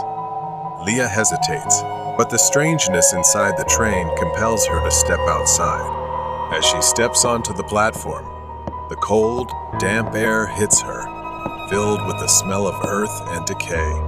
The village is deserted, with no signs of life. The only sound is the cawing of crows. The village looks like a snapshot from the past. Tables are set with dust-covered plates, untouched. A child's toy lies abandoned on the street. She realizes that she is no longer in her own time. Perhaps she has traveled back to a long-forgotten era. Suddenly, Leah hears a sound like a train whistle, and panic overwhelms her. She runs back to the platform as the village around her begins to change. The sky darkens at an unusually rapid pace. As soon as she reached the platform, the train began to accelerate. The doors still open. With a desperate leap, Leah grabbed onto the railing and pulled herself inside, collapsing onto the floor of the train car, where she lay, gasping for breath. As the train sped away from the village, Leah slowly stood up and looked out the window. The village was quickly swallowed by the darkness. The train entered another tunnel. She braced herself for whatever might come next. When the train emerged from the tunnel, Leah was stunned to see a different scene. This time, the train was traveling through a futuristic city filled with towering skyscrapers and strange objects floating in the sky like giant bubbles. The train glided smoothly through the city, and she realized with growing horror that the train was not taking her home, it was carrying her through different eras. She was trapped in a time loop. Finally, The train began to slow down again, this time approaching a station that looked familiar. But something was wrong, everything was slightly off, like a distorted reflection. Leah hesitated, unsure if she had truly returned to her own time. The station was eerily quiet. She stepped off the train, heart pounding, and looked around to see the station just as she remembered it. As the train pulled away, Leah watched it disappear into the tunnel, leaving her standing alone on the platform. She started to walk towards the exit, but stopped when she noticed something on the ground. She picked it up and was startled to see that it was an old, intricately decorated pocket watch with strange symbols engraved on its surface. The hands of the watch were spinning rapidly, as if caught in a never-ending cycle. The train may have brought her back, but perhaps she was still trapped in this loop. Maybe it would soon return to take her on another journey. The elevator of apartment 13. I had just moved into a new apartment building, a towering structure of steel and glass in the heart of the city. The building was modern, with sleek finishes, key card access, and an array of amenities. But what attracted me most was the affordable rent, something almost too good to be true in this part of town. My apartment was on the 13th floor, which didn't bother me despite the superstitions surrounding that number. The first few weeks were uneventful. I was still settling in, getting used to the sounds of the city and the hum of the building. The neighbors were quiet, and I rarely saw anyone in the hallways or elevator. However, I began to notice something strange about the elevator itself. Every time I used it, it seemed to take longer to reach my floor, and there was always a strange clicking noise just before the doors opened. One evening, after a long day at work, I stepped into the elevator, ready to unwind in my apartment. The elevator was empty, as usual, and I pressed the button for the 13th floor. The doors slid shut with a soft hiss, and the elevator began its ascent. As I leaned back against the wall, I felt the familiar sensation of the elevator moving, but then, abruptly, it stopped. The lights flickered, and for a moment, I was plunged into darkness. My heart raced as I fumbled for my phone, using its screen as a makeshift flashlight. The elevator jolted, and the lights came back on, dimmer than before. Help me! The floor indicator showed that I was between the 12th and 13th floors. I pressed the buttons repeatedly, but nothing happened. Suddenly, the elevator began to descend slowly, as if under someone else's control. The air grew thick, and I felt a strange pressure on my chest, like something heavy was pressing down on me. The clicking noise started again, louder this time, echoing through the small space. I glanced at the ceiling, half expecting to see the source of the noise, but there was nothing there. The elevator stopped on the 10th floor, and the doors opened. I peered out into the hallway, which was eerily dark, the overhead lights flickering sporadically. My instincts told me to get out, but something held me back. There was a presence in the hallway, something unseen but undeniably there. The hairs on the back of my neck stood on end, and I quickly pressed the closed door button, my hands trembling. The doors shut, and the elevator continued its descent, but the clicking noise didn't stop. It was almost rhythmic now, like footsteps above me. I stared at the ceiling, fear gripping me as the noise grew louder and faster. The elevator stopped again, this time on the 8th floor. The doors creaked open, and I saw a shadowy figure standing in the hallway, just out of the light's reach. My breath caught in my throat. The figure didn't move, but I could feel its eyes on me, watching. The temperature in the elevator plummeted, and my breath came out in visible puffs. I slammed my hand on the buttons, desperate to get the elevator moving again, but it refused to respond. The shadow began to move toward me, slowly, deliberately. Just as it reached the threshold of the elevator, the doors snapped shut, and the elevator plunged downward, faster than before. I held onto the railing, my heart pounding in my ears. The clicking noise was now deafening, as if whatever was in the elevator shaft was right above me, following me. The elevator stopped suddenly, the doors opening to the lobby. I stumbled out, gasping for air, and looked back just in time to see the shadowy figure standing in the elevator, its hand outstretched as if reaching for me. The doors closed, and the elevator ascended again, disappearing into the darkness of the shaft. Shaken, I reported the incident to the building management, but they found nothing wrong with the elevator. I moved out the next day, unable to shake the feeling that something malevolent was lurking in that elevator, something that wasn't bound by the rules of the living. To this day, I avoid elevators, especially in old buildings, and I'll never forget the feeling of that cold, oppressive presence in the apartment building of 13. It was a reminder that some places are haunted not by ghosts, but by something far more sinister. Train to hell. Rai, he had once been a professional thief. No matter where he was, he could carry out his actions smoothly. That day, the location was the subway, and it was also where he would pay a heavy price for his sins.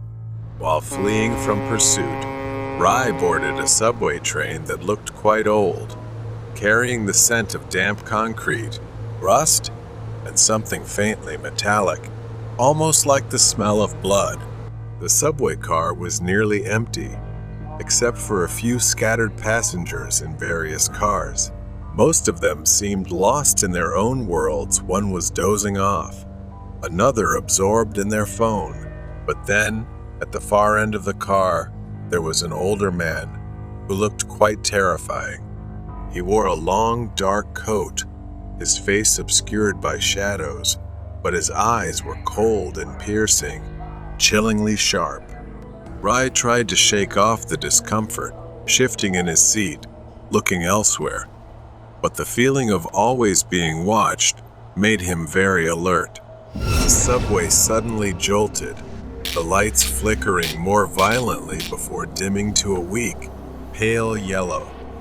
The train began to slow down, the sound of the brakes screeching like a high-pitched wail echoing through the thief's skull. He glanced around, noticing that the other passengers had disappeared, leaving only him and the mysterious man at the end of the car.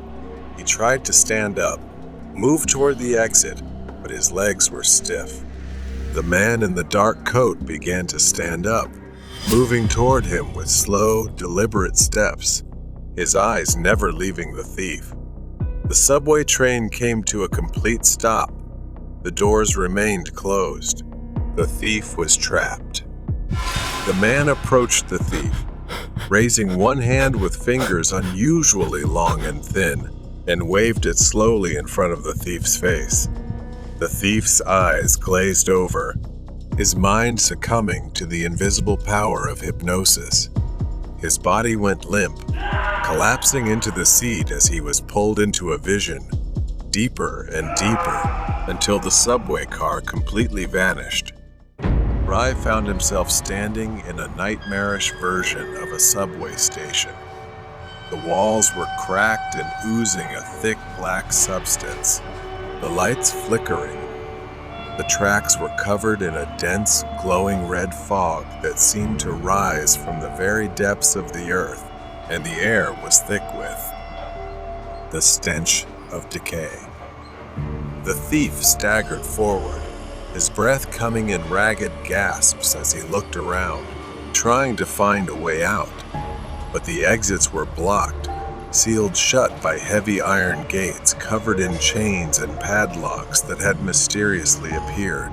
A moment later, he suddenly saw a reflection in the glass, a reflection of himself, but with his coat tattered and scorched, his face pale and gaunt, with hollow, sunken eyes, his lips twisted into a grotesque, terrifying smile.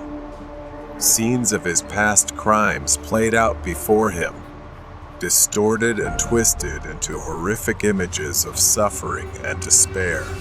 In one scene, he watched himself pickpocketing a man on the subway, but this time, the man turned to him, his face melting away to reveal a skull with eyes burning with fire. The skeletal figure grabbed the thief's wrist, pulling him into the darkness where the sound of screams echoed. Next, another vision unfolded. Rai broke into an apartment, and suddenly, the floor beneath him collapsed. He fell into a pit filled with writhing hands, clawing at his flesh as they dragged him down, as if pulling him into hell. The images kept coming, each more horrifying than the last. Each vision was a punishment for the sins he had committed. He saw himself as one of the damned, trapped forever on this hellish train, riding the tracks of torment for all eternity. Inside the train, the thief was surrounded by the ghosts of his past victims. Their eyes burned with the fire of hatred. In his own eyes, the furnace roared with life, the flames growing hotter until they consumed everything. The thief was left in total darkness.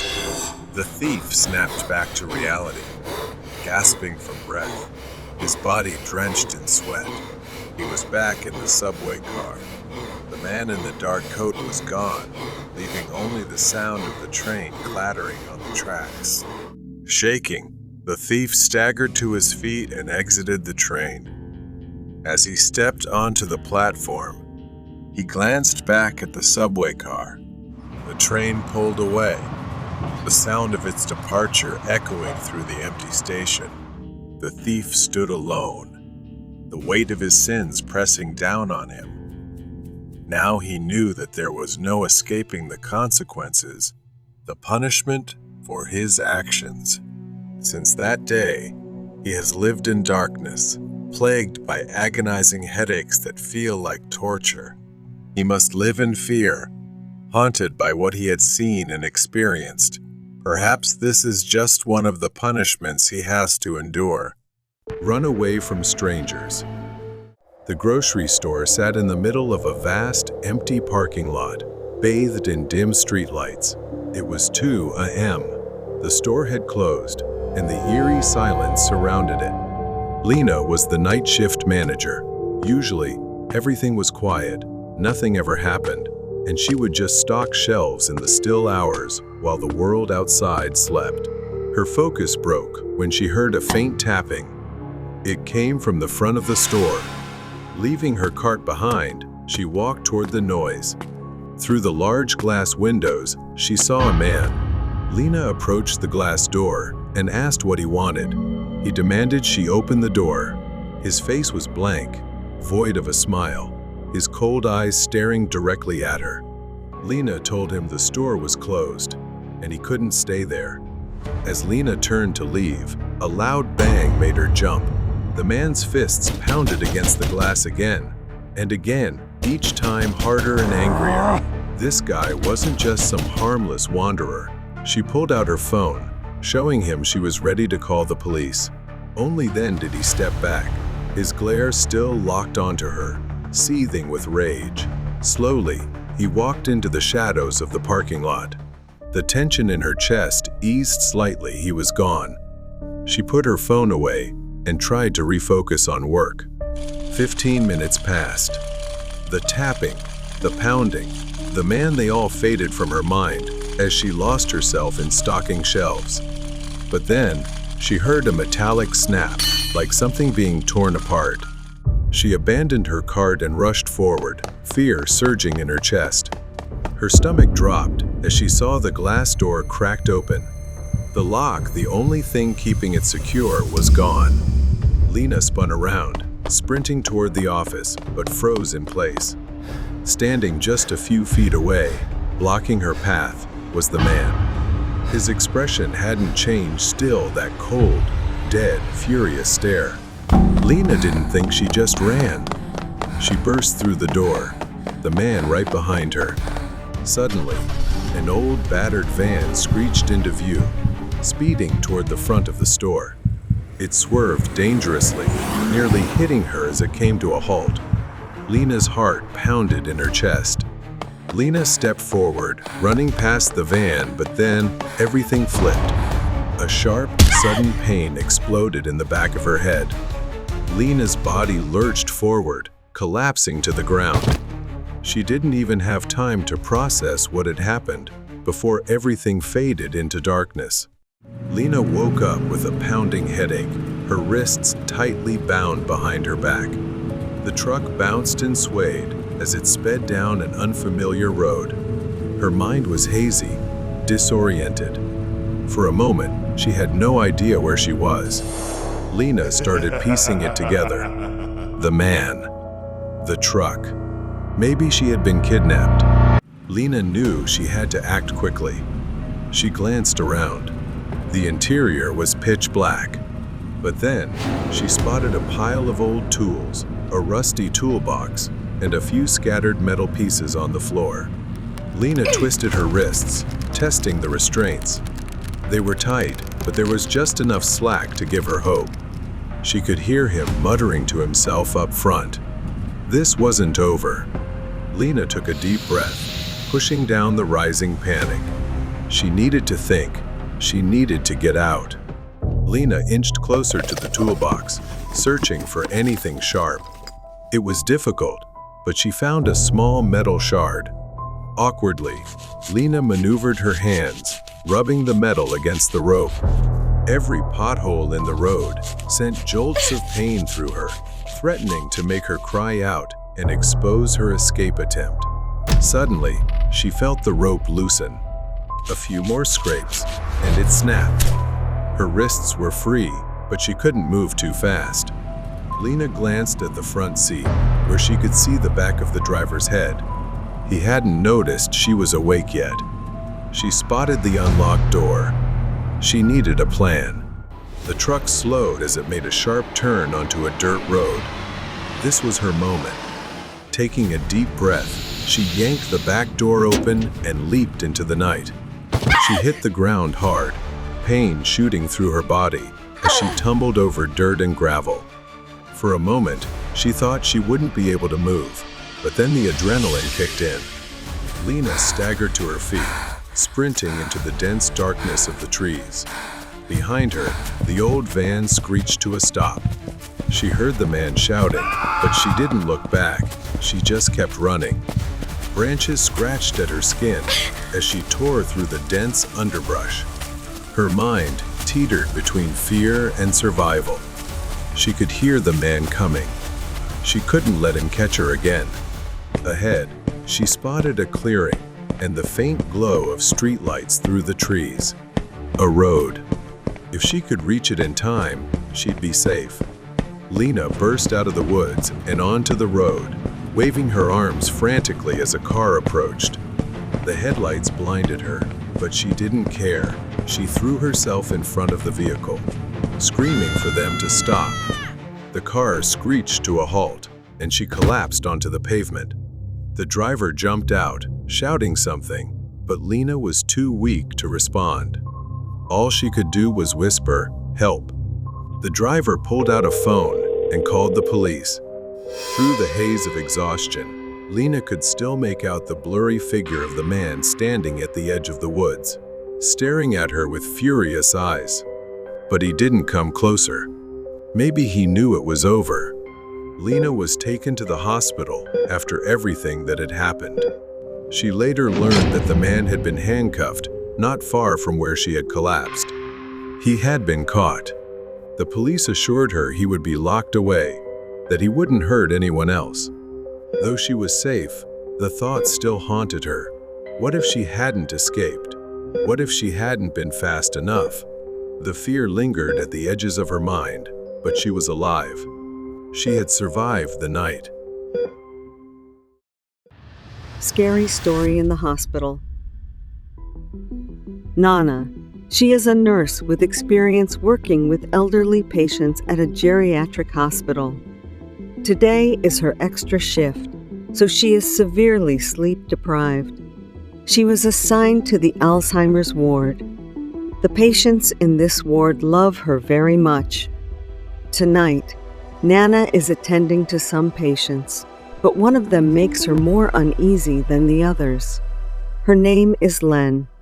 Not only that, this is a poorly lit hospital room. The air is thick with the smell of antiseptic, mixed with a faint musty odor that sometimes gives her goosebumps and makes her shiver. This is her first night working with Mrs. Len. Len is a middle-aged woman with messy hair and wide, fearful eyes. Every time she enters the room, Len starts talking about the voices she hears and the man in black in the corner of the room. Another woman in the room had requested the curtain to be drawn before her shift started so Len wouldn't be disturbed.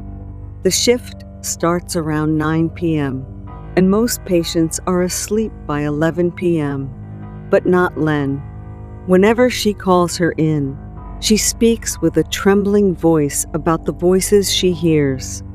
The man in black keeps staring from the corner of the room, which frightens her a bit. She has to reassure herself that it's just the medication.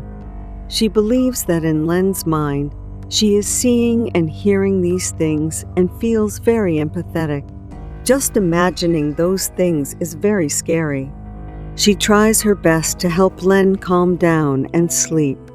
Len calmed down and fell asleep after a while. When most of the patients have fallen asleep, time seems to pass very slowly. The corner of the room appears darker, the shadows thicker, and now it has become suffocatingly silent. 1 or 2 hours later, while Nana was in the equipment room to get some supplies, I heard something in the room. The room was quite small and relatively quiet. Strangely, she had closed the door.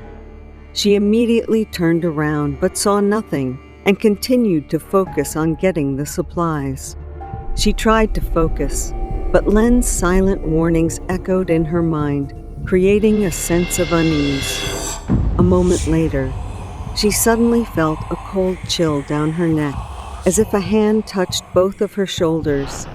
Nana looked down at her shoulders and then screamed loudly, but there was nothing there. She looked around and checked the door. There was no one in the room, but she felt a large presence gripping her shoulders. With no other choice, she had to complete her work.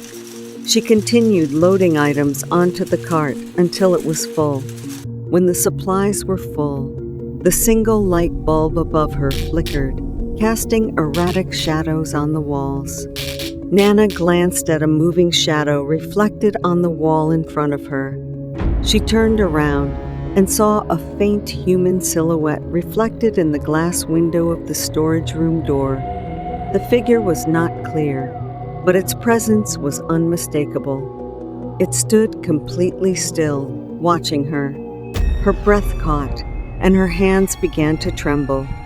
As she slowly approached, she started screaming loudly and collapsed to the floor, her heart pounding as she saw the man in black standing there, smiling eerily through the glass. The scream was loud enough to wake everyone up. The man disappeared from view through the glass door, and a few seconds later, the door opened, and one of her colleagues helped her up. She immediately asked about the man, but there was no one else there besides the two of them. The scream had awakened Mrs. Len, and when she walked in, Mrs. Len was holding her head, repeatedly talking about the voices, the laughter, and the screaming. Nana asked her what the man in black looked like, if he was smiling strangely. But Mrs. Len just focused, frowned, and looked at the corner of the room, terrified.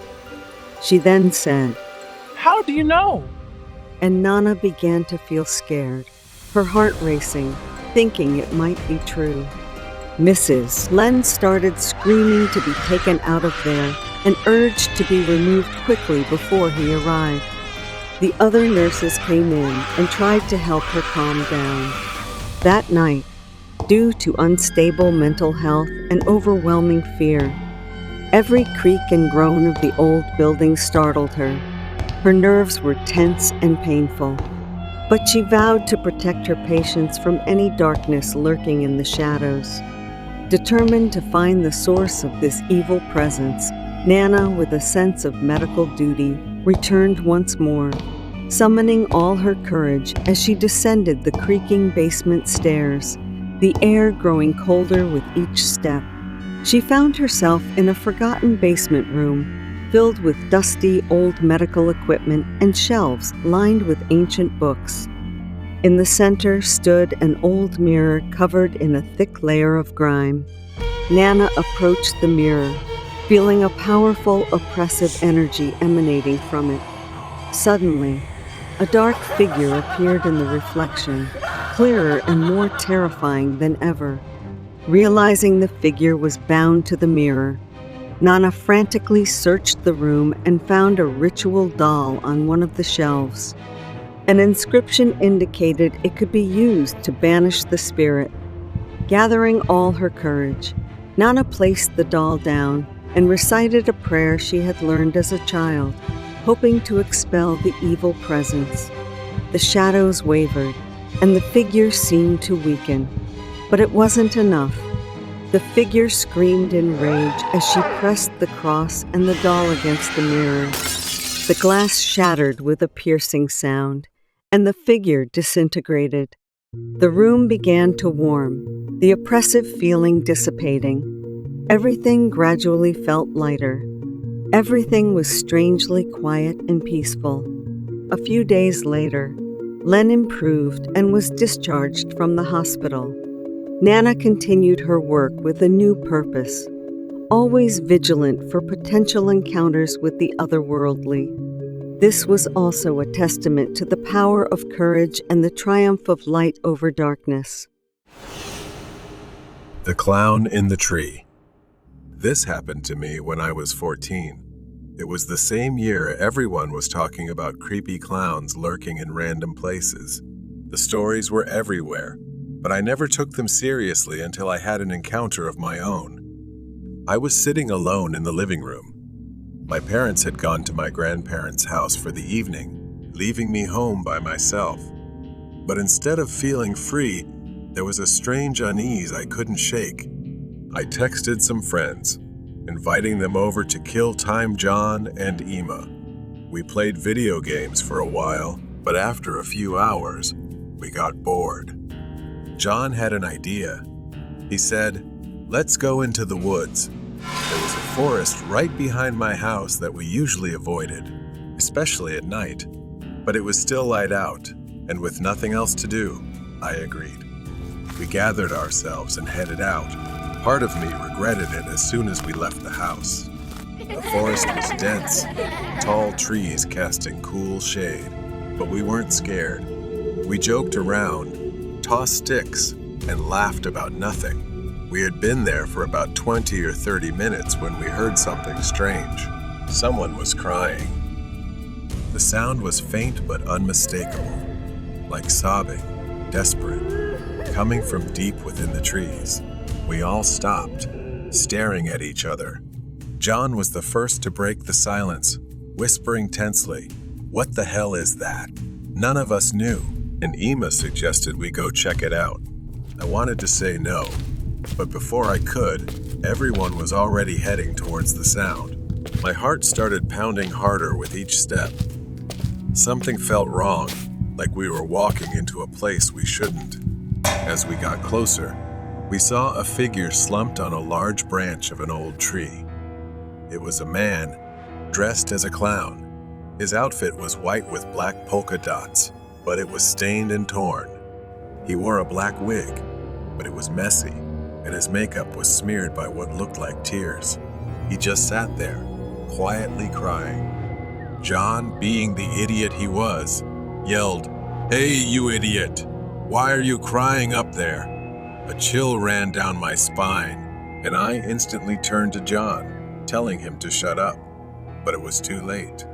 The clown looked down at us, his tear-streaked face twisting into a smile. His lips curled upward, but it was hollow, as if he was trying to express something through invisible pain. And then I saw it. His hand, gripping a large machete, the blade covered in what looked like blood. We were frozen. He just sat there, staring at us, his smile widening grotesquely, yet his eyes were cold, emotionless. He said, "You won't understand, but when I show you, you will." Panic surged through me, and without thinking, I screamed, "Run!" We scattered, running in all directions. My heart pounded, my feet barely touching the ground as I sprinted towards home.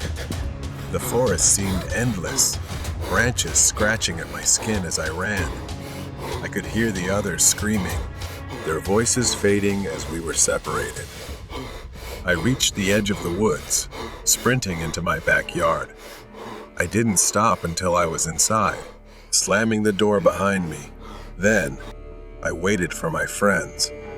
Emma made it back, panting and pale with fear. But John wasn't with us. We waited for him, hoping he'd burst through the door, laughing about how scared we were. But then we waited, and no one came. We called the police. They came and searched the forest. We told them everything: the clown, the machete, the crying. They didn't seem surprised. It turned out the man we saw was a local. He had been on the run for days. The police said he was a heavy drug user who had killed his wife and left her body wrapped in a white sheet. The next day, they found John. He was dead, discovered in a deep lake in the forest. The man must have chased him while the rest of us ran. I couldn't believe it. John was gone, just like that. And it was my fault for agreeing to go into that forest. If I hadn't, maybe he would still be alive. I told my parents everything, and they promised never to leave me home alone again. But it didn't help much. I couldn't sleep for weeks, and when I did, I had nightmares of the clown standing in the forest, smiling at me with his blood-stained machete. It's been 5 years since that night. I'm 19 now, but the memory of what happened in the forest is still burned into my mind. John's disappearance and the discovery of his body in the lake. It haunts me. No one ever talked about it after the police closed the case. A tragic accident, they said. A drug-crazed maniac. But I knew there was more to it. For years, I pushed the memories down, but recently, they've started to resurface. It began with nightmares, the image of the clown, his twisted smile. But lately, it's been more real, as if he's not just in my dreams anymore. Something is coming for me. I've started feeling like I'm being watched again, just like back then. And tonight, I swear I saw him, standing at the edge of the forest behind my house, staring at me. I grabbed a flashlight, pepper spray, and a taser. I don't even know what I was thinking, but I couldn't sit here, paralyzed by fear anymore. The only way to end this is to go back to where it all started. The air was thick with silence as I stepped outside, the flashlight casting weak beams through the trees. The moment I entered the forest, each step felt heavier than the last, as if the woods themselves were pulling me deeper into the darkness. I didn't know where I was going, but my legs seemed to remember the way. Soon enough, I found myself back at the place where we had first seen the clown crying. Suddenly, the rustling of leaves shattered the silence. I froze. The sound of snapping twigs grew closer. I slowly turned around. The flashlight shook in my trembling hands, illuminating a figure perched on a branch, whistling. It was him. He looked just like before, his white clothes smeared with dirt, and something darker dried blood.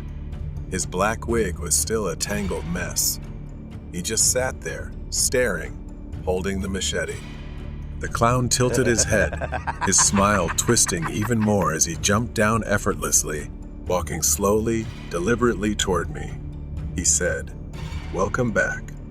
I was so angry I almost cried, yelling that I knew what he had done to John. The clown's smile faded, replaced by a fake look of pity. "You don't understand," he whispered. "I didn't kill him. He chose it." I shook my head, backing away. His words. When I ran, I remembered seeing John hesitate, standing still. He didn't seem scared, more like mesmerized. And what he said before we ran into the woods, he looked sad, doesn't he? I snapped back to reality as the clown got closer, saying that when it was my turn, I'd understand. His words hit me like a punch. I stumbled backward, tripping over a fallen branch. The flashlight slipped from my hand, flickering as it rolled across the ground. Darkness enveloped me, and I reached to grab it, but the clown's footsteps were closer now. I looked up and saw him towering over me, raising the machete. I pulled the pepper spray from my pocket and sprayed it. He staggered for a moment. But then I heard a voice that sounded like John's. "Alex, you need to leave." I don't know how. I didn't look back at the clown. I just ran. His laughter echoed behind me. Suddenly, I was standing in my backyard, alone. The forest was quiet now, the house dark and still.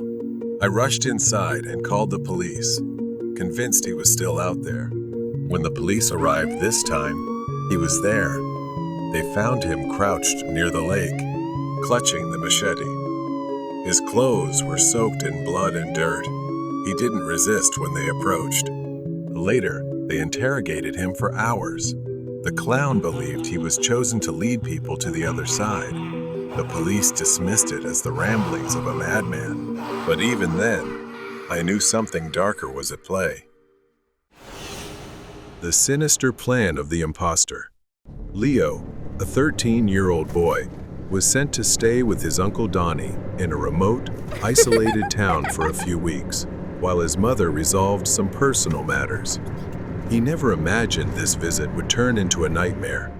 When Leo first arrived, Uncle Danny was a warm and friendly man, welcoming him with open arms. For the first few days, everything seemed normal. The house was old but cozy. However, as time passed, Leo began noticing strange things. Uncle Danny's behavior grew increasingly erratic.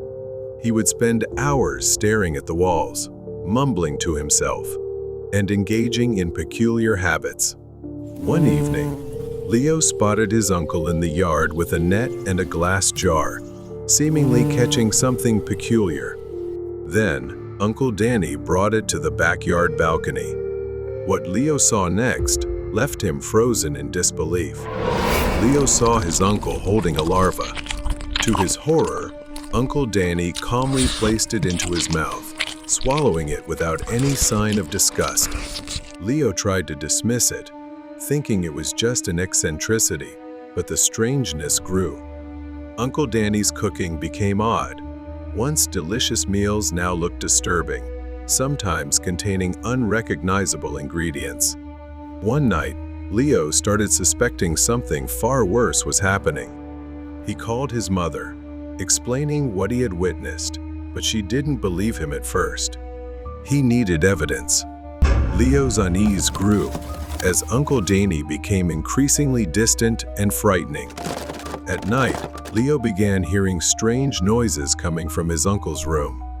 Uncle Danny even avoided eye contact, something he never did before.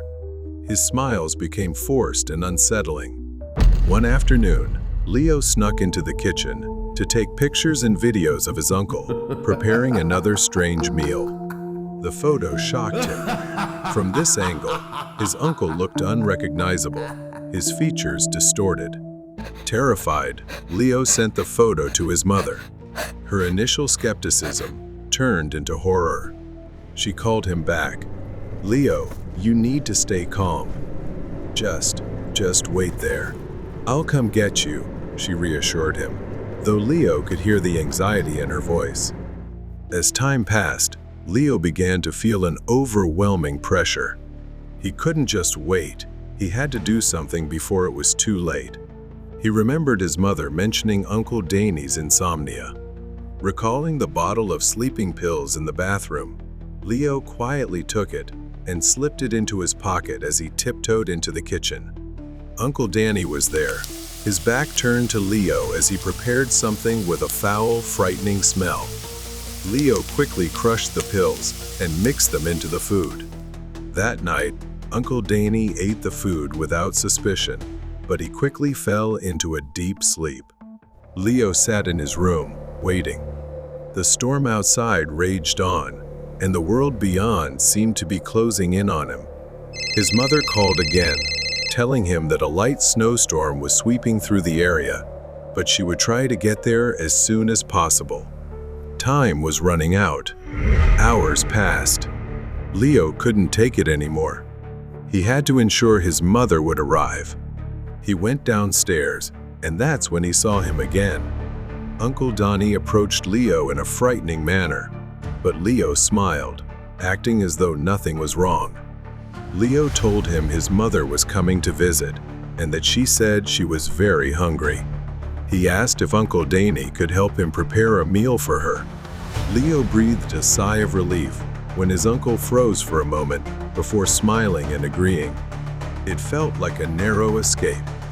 Leo needed to come up with more ways to stall for time until his mother arrived. The upcoming moments would be a living nightmare. After a while, Uncle Danny went to the back of the house, while the snow outside continued to fall heavily. The ticking of the old clock seemed louder in the silence. Suddenly, the doorbell rang. It was a man standing on the doorstep, his face pale and cold. He introduced himself as being from the town hospital, saying that Uncle Danny hadn't shown up for his volunteer shifts in days and hadn't been heard from. Leo didn't know how to respond, unsure if his suspicions were correct, so he simply said Uncle Danny was out. The man left, but Leo's unease continued to grow. Later, while Uncle Danny was away, Leo didn't know what to do, so he began exploring the house and discovered secrets in the basement.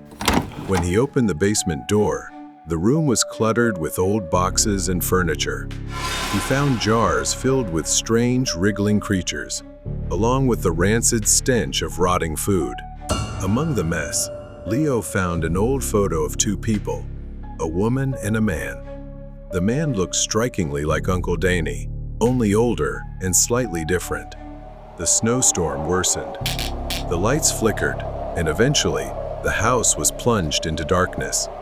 Leo used the dim glow of his phone flashlight and slowly crept up the stairs. He wandered toward the living room aimlessly. Then suddenly, a creaking sound came from somewhere in the house. In the living room, through the faint light streaming in from outside, Leo saw a figure sitting on a chair, facing the wall. It was a familiar silhouette. The silence in the room was stifling.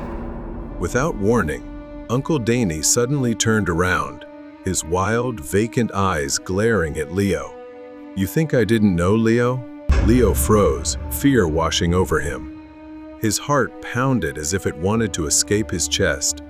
He swallowed hard, trying to stay calm, but his hands began trembling. Donnie took a step closer, leaning in, his voice low and tense. "You ate the cake in my fridge, didn't you?" Leo froze, his eyes wide, muttering a vague apology and offering an excuse to deflect suspicion.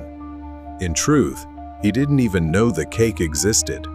Moments later, the lights came back on, and Leo tried to think of a way to stall until his mother arrived. In his anxiety, he recalled Uncle Danny once mentioning a small cellar under the kitchen where he kept special items.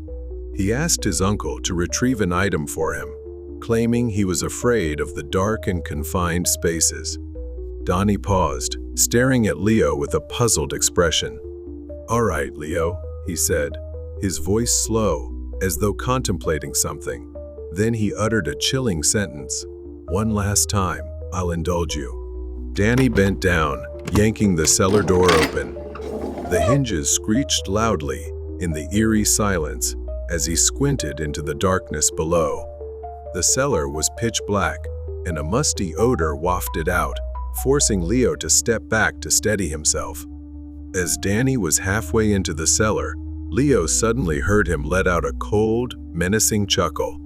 Then he stopped, looked up at Leo and said, "You know, Leo, there's so much more to discover down here. Would you like to come in?" Leo shuddered, fear rising in his throat. But he managed to keep his composure and immediately declined. Donnie laughed loudly, then continued descending into the cellar. Once he was completely out of sight, Leo realized he had only one chance. But at that moment, Donnie suddenly looked up, his eyes gleaming like a predator spotting prey, shouting to ask what Leo was doing.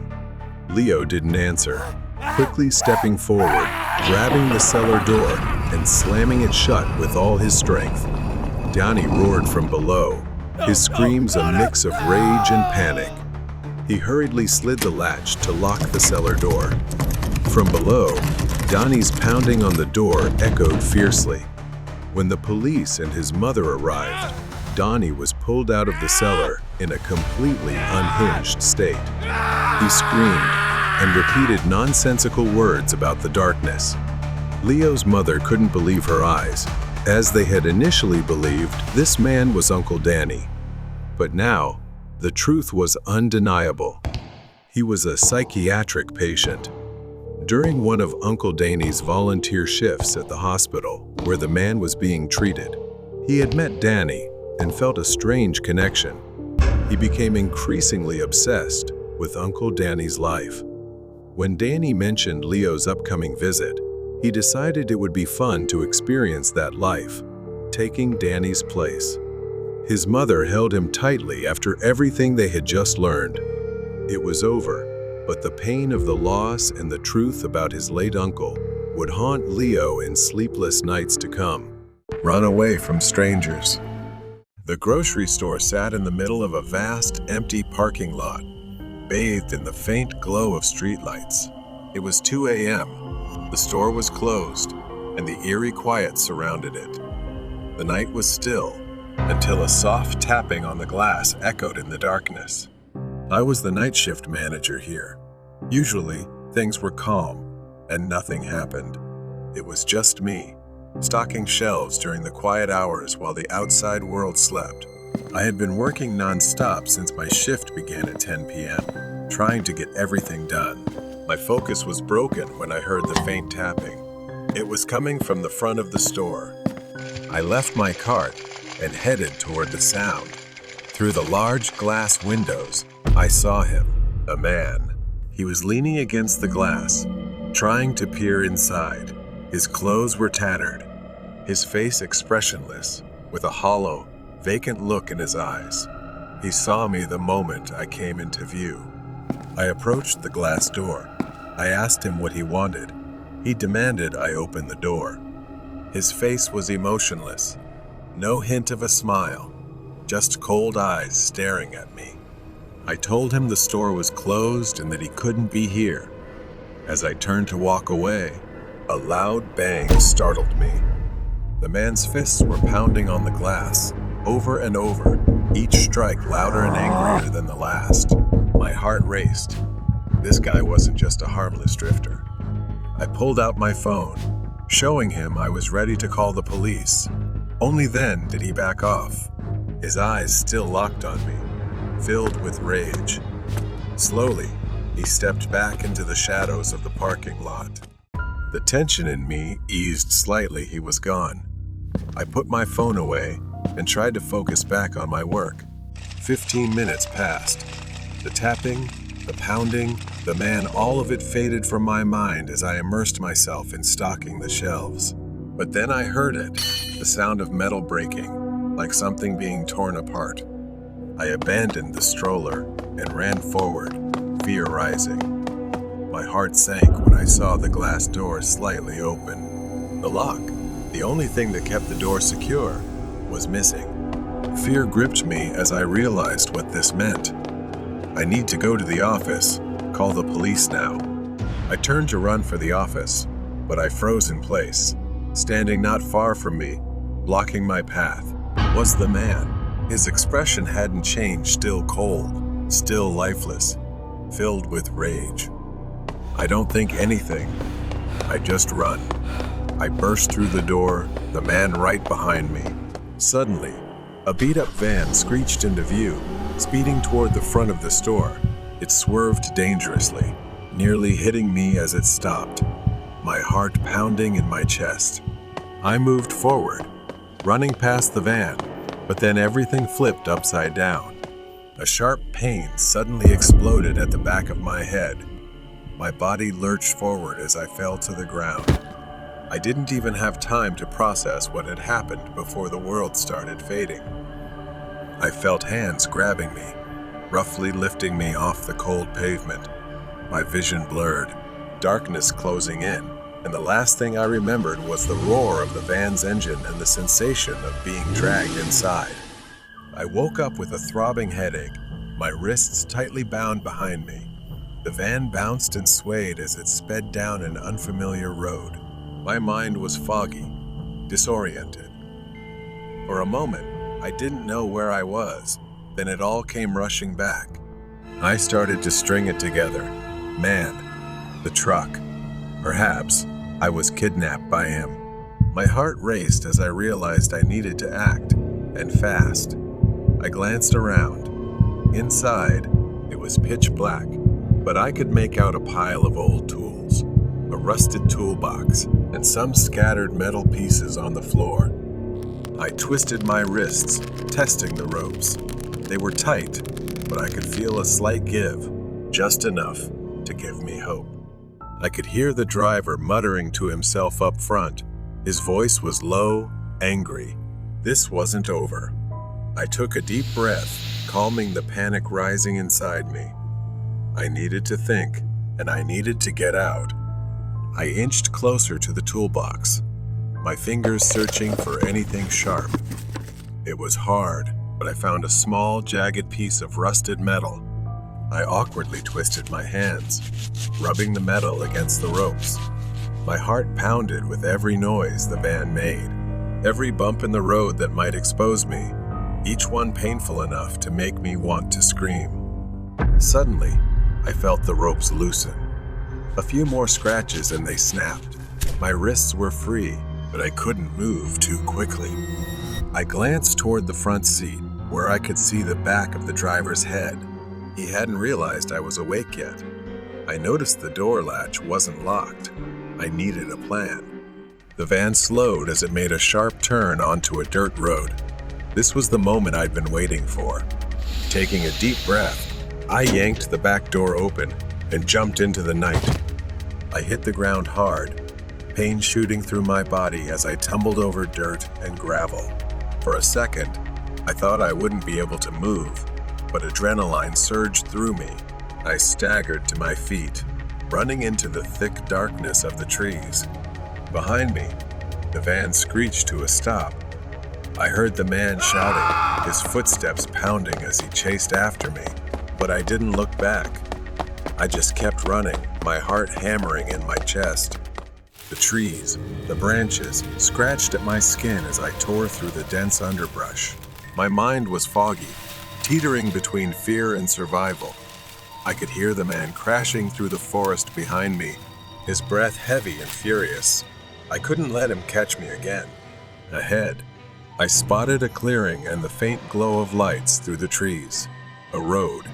If I could get there fast, I'd be safe. I burst out of the woods and onto the road, waving my arms frantically as a car approached. The headlights blinded me, but I didn't care.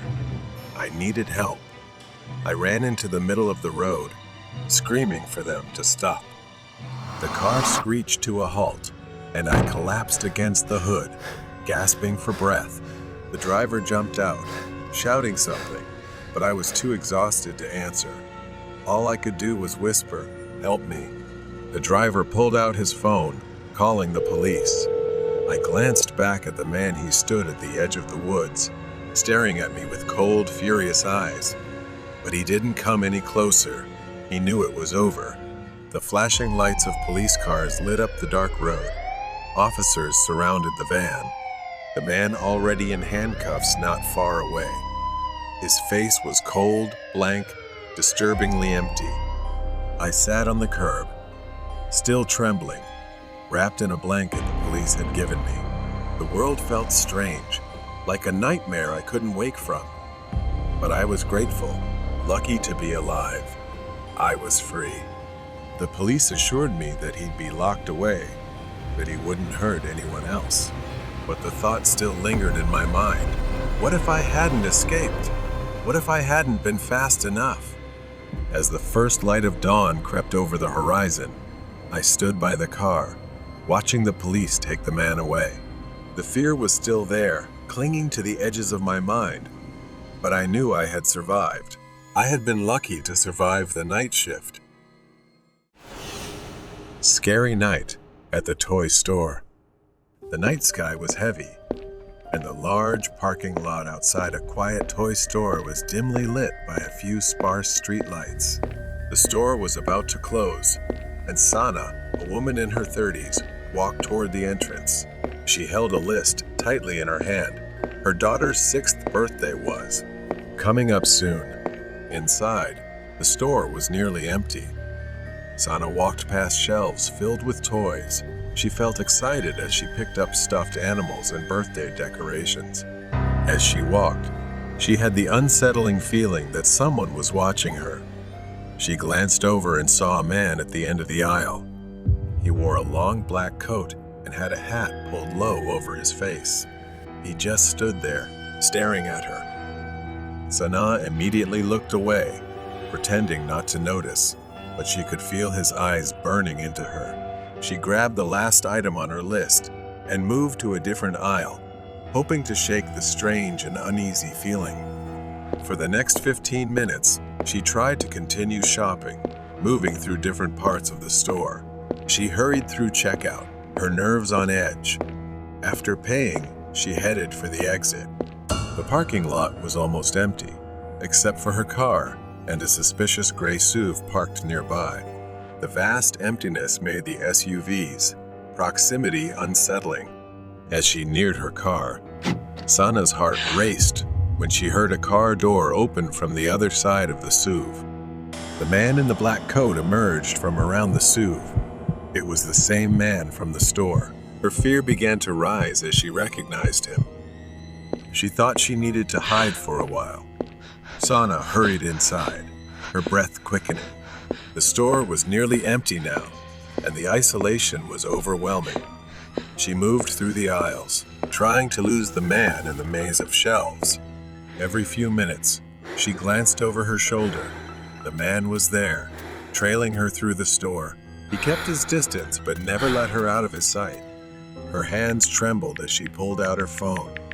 She quickly dialed her husband, and when he answered, she whispered urgently into the phone. He promised he would be there in less than 10 minutes. The minutes felt like hours as she moved around the store, pretending to browse but always keeping an eye on the man. At one point, he seemed to lose interest and walked toward the exit, but as Sana neared the checkout counter, he lined up right behind her. The air felt stifling. She quickly moved through rows of stuffed animals and dolls, praying that the man wouldn't see her anymore. She crouched behind a shelf, pressing her back against it. She looked around, but didn't see him anywhere. For a moment, she dared to hope that he had really left. But then, the soft sound of footsteps on the floor shattered her illusion of safety. He rounded the corner, his figure looming larger as he got closer. Sana's back pressed against the shelf, and a row of dolls wobbled. She flinched in fear as one of them fell to the ground with a soft thud. The man stopped just a few feet away. She glanced, her eyes alert, watching his every move. This close, she could make out more details. his gloved hands, the lower part of his face visible beneath the brim of his hat. A faint, crooked smile tugged at the corner of his mouth. He took another step toward her. He reached into his coat, and for a moment, Sana's heart stopped. Was he pulling out a weapon? What was he about to do? Suddenly, headlights swept across the parking lot as a car pulled in. Sana's husband had arrived, and his car stopped right in front of the toy store. The man glanced toward the lights, his expression stiffening, growing cautious. He stepped back into the shadows as Sana's husband drew closer. Sana saw her husband get out of the car. He walked toward the store, his eyes scanning the parking lot for her. She seized the moment and ran past the man, her heart pounding as she sprinted toward the store entrance. She didn't look back, but she could feel his eyes burning into her as she escaped. Sana rushed through the front door of the store, running toward her husband. Her face was pale, and her hands were trembling, but she was safe. She collapsed into his arms, her breath coming in gasps as the fear that had overwhelmed her began to fade. Her husband looked past her, scanning the store for the man, but the parking lot had returned to its eerie calm. The man in the black coat had disappeared, melting into the shadows. Her husband gripped the steering wheel, ready to drive them home, but Sana couldn't shake the feeling that this wasn't over. Later that night, Sana's phone rang. It was a call from the local police station. The man had been caught. They wanted her to come in and give a statement. The man had been arrested just hours after leaving the parking lot. A patrol car had spotted his SUV parked suspiciously in another lot near a shopping mall. When the police approached him casually, he resisted arrest, acting erratically. Sana listened intently as the detective began revealing disturbing details that had come to light after his arrest. During questioning, the man, identified as Dennis, initially refused to cooperate. He claimed he was just shopping late and looking for lost car keys, but his story quickly unraveled. The police found disturbing evidence inside his SUV, items that made Sana's skin crawl. First, there was a knife, wrapped in cloth and hidden under the passenger seat. It wasn't an ordinary knife. The blade was worn, and the handle was smooth from years of use. Next to it was a set of duct tape, rope, and zip ties, all stashed in a small canvas bag. Dennis had likely planned something far worse than just following her. The real horror came when they found the photos. Many were of women, all taken from a distance, some in grocery stores, others as they left malls, a few while walking their dogs. And then Sana's breath caught in her throat. Scattered among the pictures were photos of her, some from the toy store that night, and many others taken before. They were taken when she dropped her daughter off at school, when she went grocery shopping, and even when she left her apartment. Realizing Dennis had been following her for days, maybe weeks, made her feel sick. As the investigation continued, more terrifying truths about Dennis emerged. He often stalked women, but none of his victims had ever filed charges. He was disturbingly careful, always skirting the edges of the law, always evading arrest or detection. 2 years earlier, in another town, Dennis had been investigated for the disappearance of a woman, though no evidence was ever found. The case had since gone cold. Sana was horrified to realize she could have easily become another cold case, another missing person, if her husband hadn't arrived in time that night. The police assured her Dennis would be locked up and no longer a threat. Sana and her husband left the police station. They drove home in the quiet darkness. She glanced over at her husband, grateful that he had arrived just in time. But deep down, a new sense of caution had been born. She would never let her guard down like that again. Intruder from the garage. It was just another long, dull day at school. But as I walked home, the excitement of Friday relieved me. Tomorrow was a day off from school. Finally, I could relax. As I approached home, I noticed something strange. The garage door was wide open, and the light inside was still on. My dad had left early that day for a business trip, so he must have rushed and forgotten to close it. I didn't think much of it at the time. I went into the garage, turned off the light, and pulled the door shut behind me. The silence of the house welcomed me as I stepped inside, and the thought of having the whole place to myself felt like freedom. My mom had gone to a friend's house for the evening, so I settled in for a night of video games and movies. Hours passed as I immersed myself in my game. The house was quiet except for the occasional noise from the TV. I decided to get a drink, and as I walked into the kitchen, something caught my attention. The light in the garage was on again. I paused. A strange, eerie feeling washed over me. Had I forgotten to turn it off? Or had my mom come home? But I hadn't heard her come in. My heart began to race as I approached the garage door, my footsteps feeling heavy.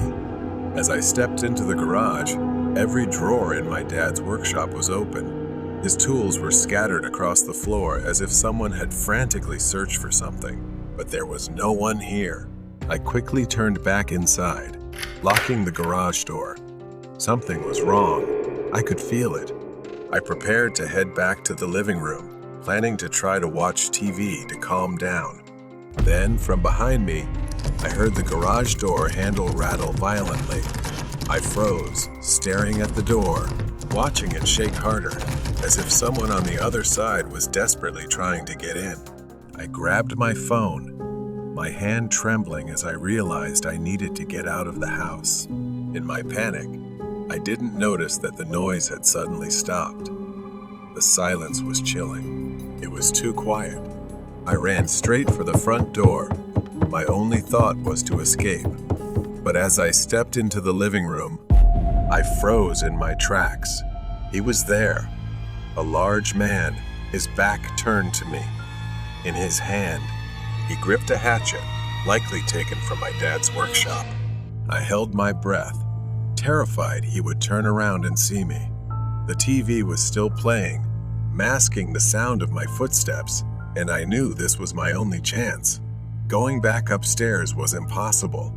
I quietly turned around and headed for the back door, trying to remain calm. Once outside, I didn't stop running. I hurried to my neighbor's house, knocking on the door until they let me in.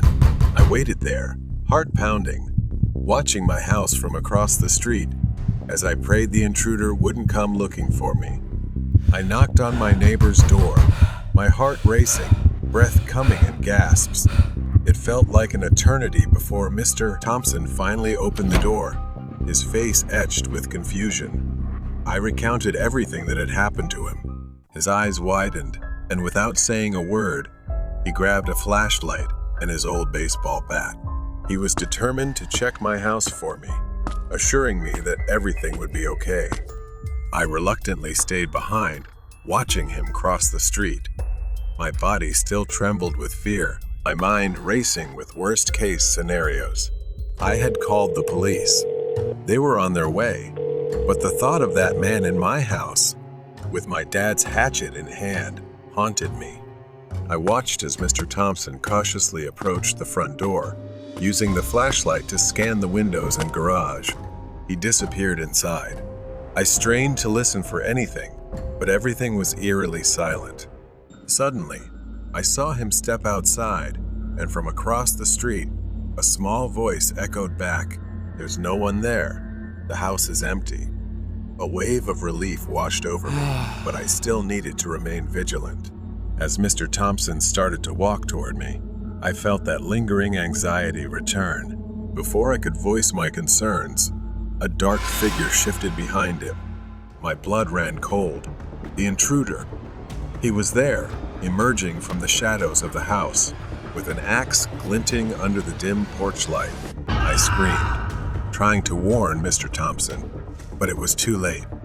As he turned around, the intruder lunged at him. A fierce struggle ensued. Mr. Thompson swung the baseball bat, but the intruder was strong. The two grappled, the axe dangerously close to Mr. Thompson's head as they stumbled across the lawn. My legs wouldn't move. paralyzed with fear as I watched the scene unfold. Every second felt like a nightmare. Mr. Thompson tried to deliver a solid blow with the bat, striking the man's ribs, but it wasn't enough. The intruder howled in pain, but instead of backing off, he raised the axe, ready to attack. Just as the axe came down, Mr. Thompson lunged to the side, narrowly avoiding the strike. In that moment of distraction, Mr. Thompson landed another blow, throwing the intruder off balance. I finally decided to rush forward to help, but before I could reach them, the sound of police sirens rang out. The intruder looked up at the sound of the sirens, and in a final effort to escape, he sprinted toward the backyard. Mr. Thompson staggered to his feet, breathing heavily but still standing strong. The police arrived just in time, their flashlights cutting through the darkness as they chased after the man. Within minutes, they had subdued him. The man thrashed wildly, growling like a wild beast, but the police quickly overpowered him, pinning him to the ground and cuffing his hands behind his back. I stood there, trembling, watching the whole scene unfold. Mr. Thompson walked over to me, holding his side where he had been hit, but he still managed to smile. "You're safe now." I felt grateful, as if I had been saved. I recounted every detail I could remember to the police, but all I wanted to do was forget. I sat down on Mr. Thompson's porch, my body shaking, watching the man being driven away in the police car. It was all over, but the image of the intruder's face, his wild eyes, and the sound of the axe slicing through the air would haunt me forever. Mr. Thompson sat next to me, placing his hand on my shoulder for reassurance. "You did the right thing, kid," he said softly. "It's over now." But deep down, I knew the fear would linger with me. I would never forget how close I had come to being trapped in the grip of something truly evil. Haunting on the midnight train, the town lay deep in the mountains, with old houses scattered about and streets filled with whispers of long-forgotten stories. One of those mysterious tales was about the midnight train. For many years, no one dared to board the train, but I was not like them. I was the kind of person who believed that fear was for those not seeking answers.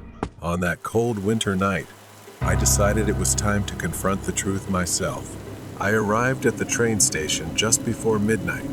The platform was empty, the old wooden benches creaking under the weight of the cold wind. Flickering lights cast strange shadows.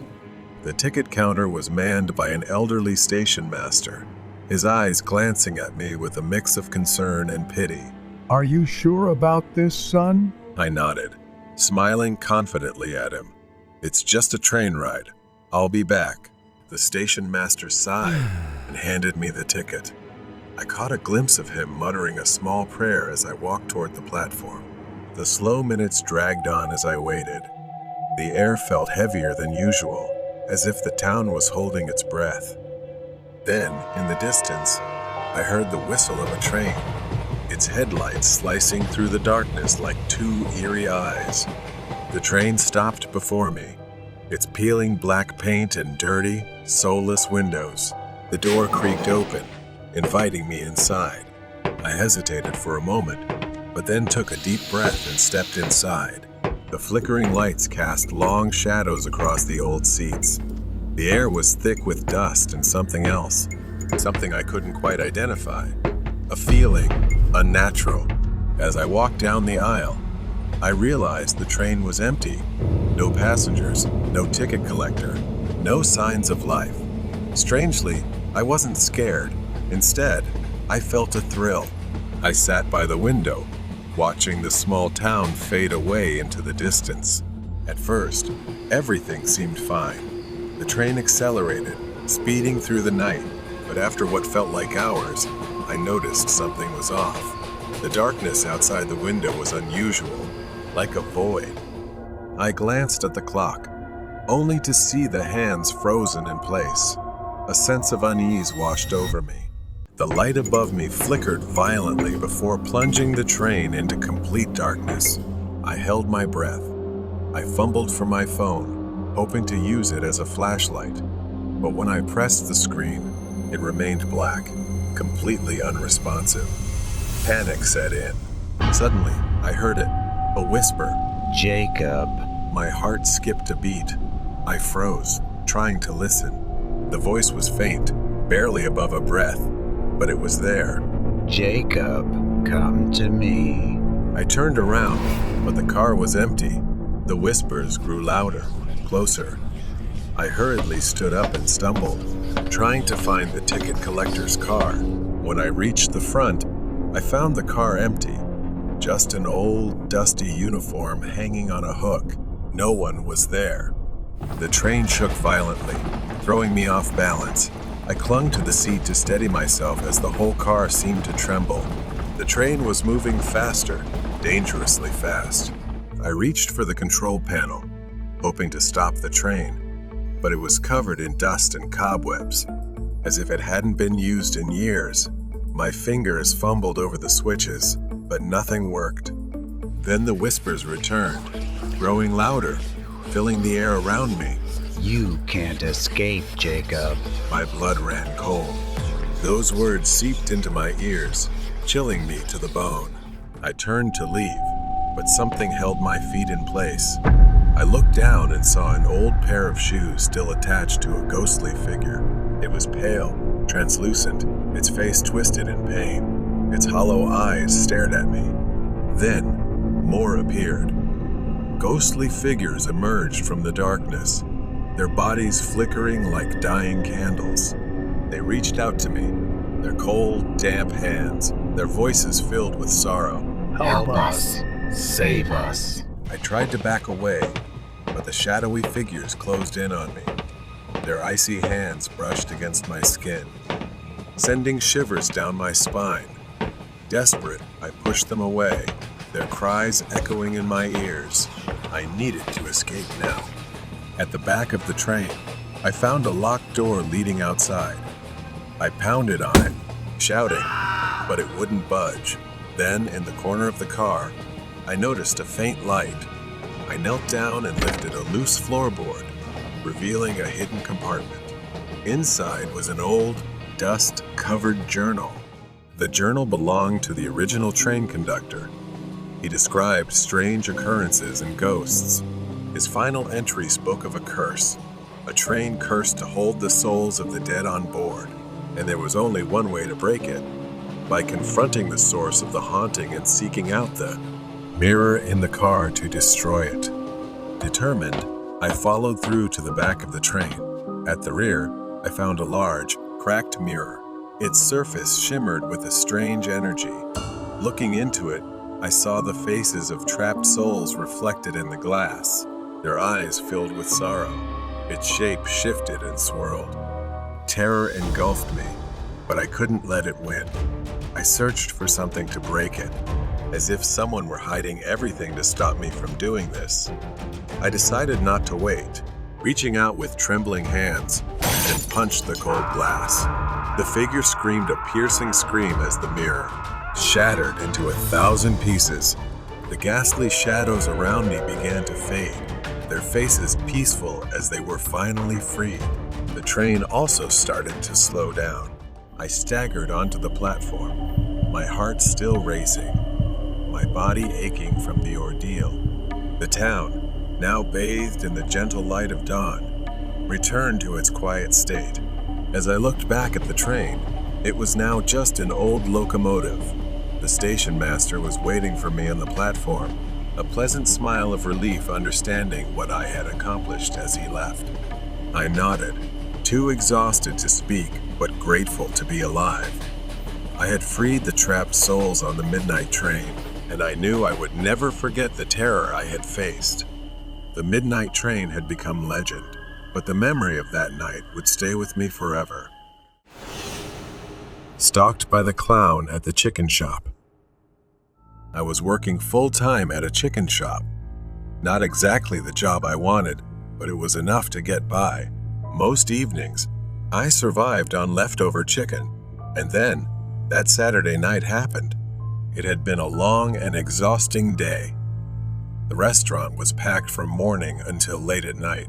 As I was cleaning up, my feet aching, I noticed him sitting alone at a table in the corner, waving frantically. At first, I thought he wanted to order, so I walked over, trying to smile. But as I got closer, I realized he wasn't a normal customer. He was a mime, grinning widely, dressed in the classic black and white striped outfit, his face painted ghostly white. He didn't say a word. He just performed. I guessed he wanted chicken and fries, so I handed him the food without thinking much about it. I was too tired to care. His expression twisted with irritation the moment I gave him the tray. His grin morphed into a frown. He suddenly stood up and threw a few fake punches into the air like a boxer. Exhaustion overwhelmed me. I told him to leave, but his face darkened even more. Slowly, he raised his hand, mimicking the act of pulling something invisible from his back. He stared at me without blinking, slashing the air with the invisible object. I played along, pretending to throw an imaginary stone at him. He staggered back, clutching his head as if I had struck him, then dashed out the door. I laughed at the absurdity of it. I thought it was harmless, but I was wrong. That night, my colleague and I were walking home together. I told him about the mime, and we laughed as we walked. But as we approached the building, I saw something, or rather, someone standing in the shadows of the hallway. A figure, dressed like the mime. I froze, staring, but chalked it up to my tired imagination. A few days later, after another late shift, I stepped outside. I walked home alone, the cold wind biting into my skin. When I finally reached my apartment, I collapsed onto my bed, not even bothering to change out of my uniform. As soon as my head hit the pillow, the doorbell yanked me out of my restless sleep. Groggily, I dragged myself to the door and peered through the peephole. It was the colleague I usually walked home with. He wore his usual green beanie, but stood with his back to the door. I mumbled as I unlocked the door. "Did you forget something again?" But when I opened it, it wasn't him. It was the mime, his face painted ghostly white, grinning at me, his eyes gleaming with malice. He bowed and slipped past me without a word, heading straight for the bag of leftover chicken on my table. I stood there, frozen, as the mime rummaged through the bag. He pulled out a chicken leg, took huge bites, chewing slowly, savoring it like some twisted parody of a meal. Then his eyes lit up. He turned to me, mimicking the act of dipping fries in ketchup, grinning like a madman. I couldn't take it anymore. I rushed over, snatched the food from his hand, and yelled at him to leave. His expression darkened. He slowly reached behind his back, pulling out the invisible knife he had shown me earlier. Only this time, it wasn't imaginary. Luckily, I reacted just in time, and it only grazed my arm, leaving a small cut. I bolted out of the room, blood dripping down the hallway. I could hear his footsteps behind me, faster, closer. In my panic, I fumbled with the buttons, desperately pressing the close button as he charged toward me. At the last second, the elevator doors closed. I collapsed to the floor, shaking, my vision blurred from pain and fear. The elevator doors finally opened in the lobby, and I staggered out, barely able to stand.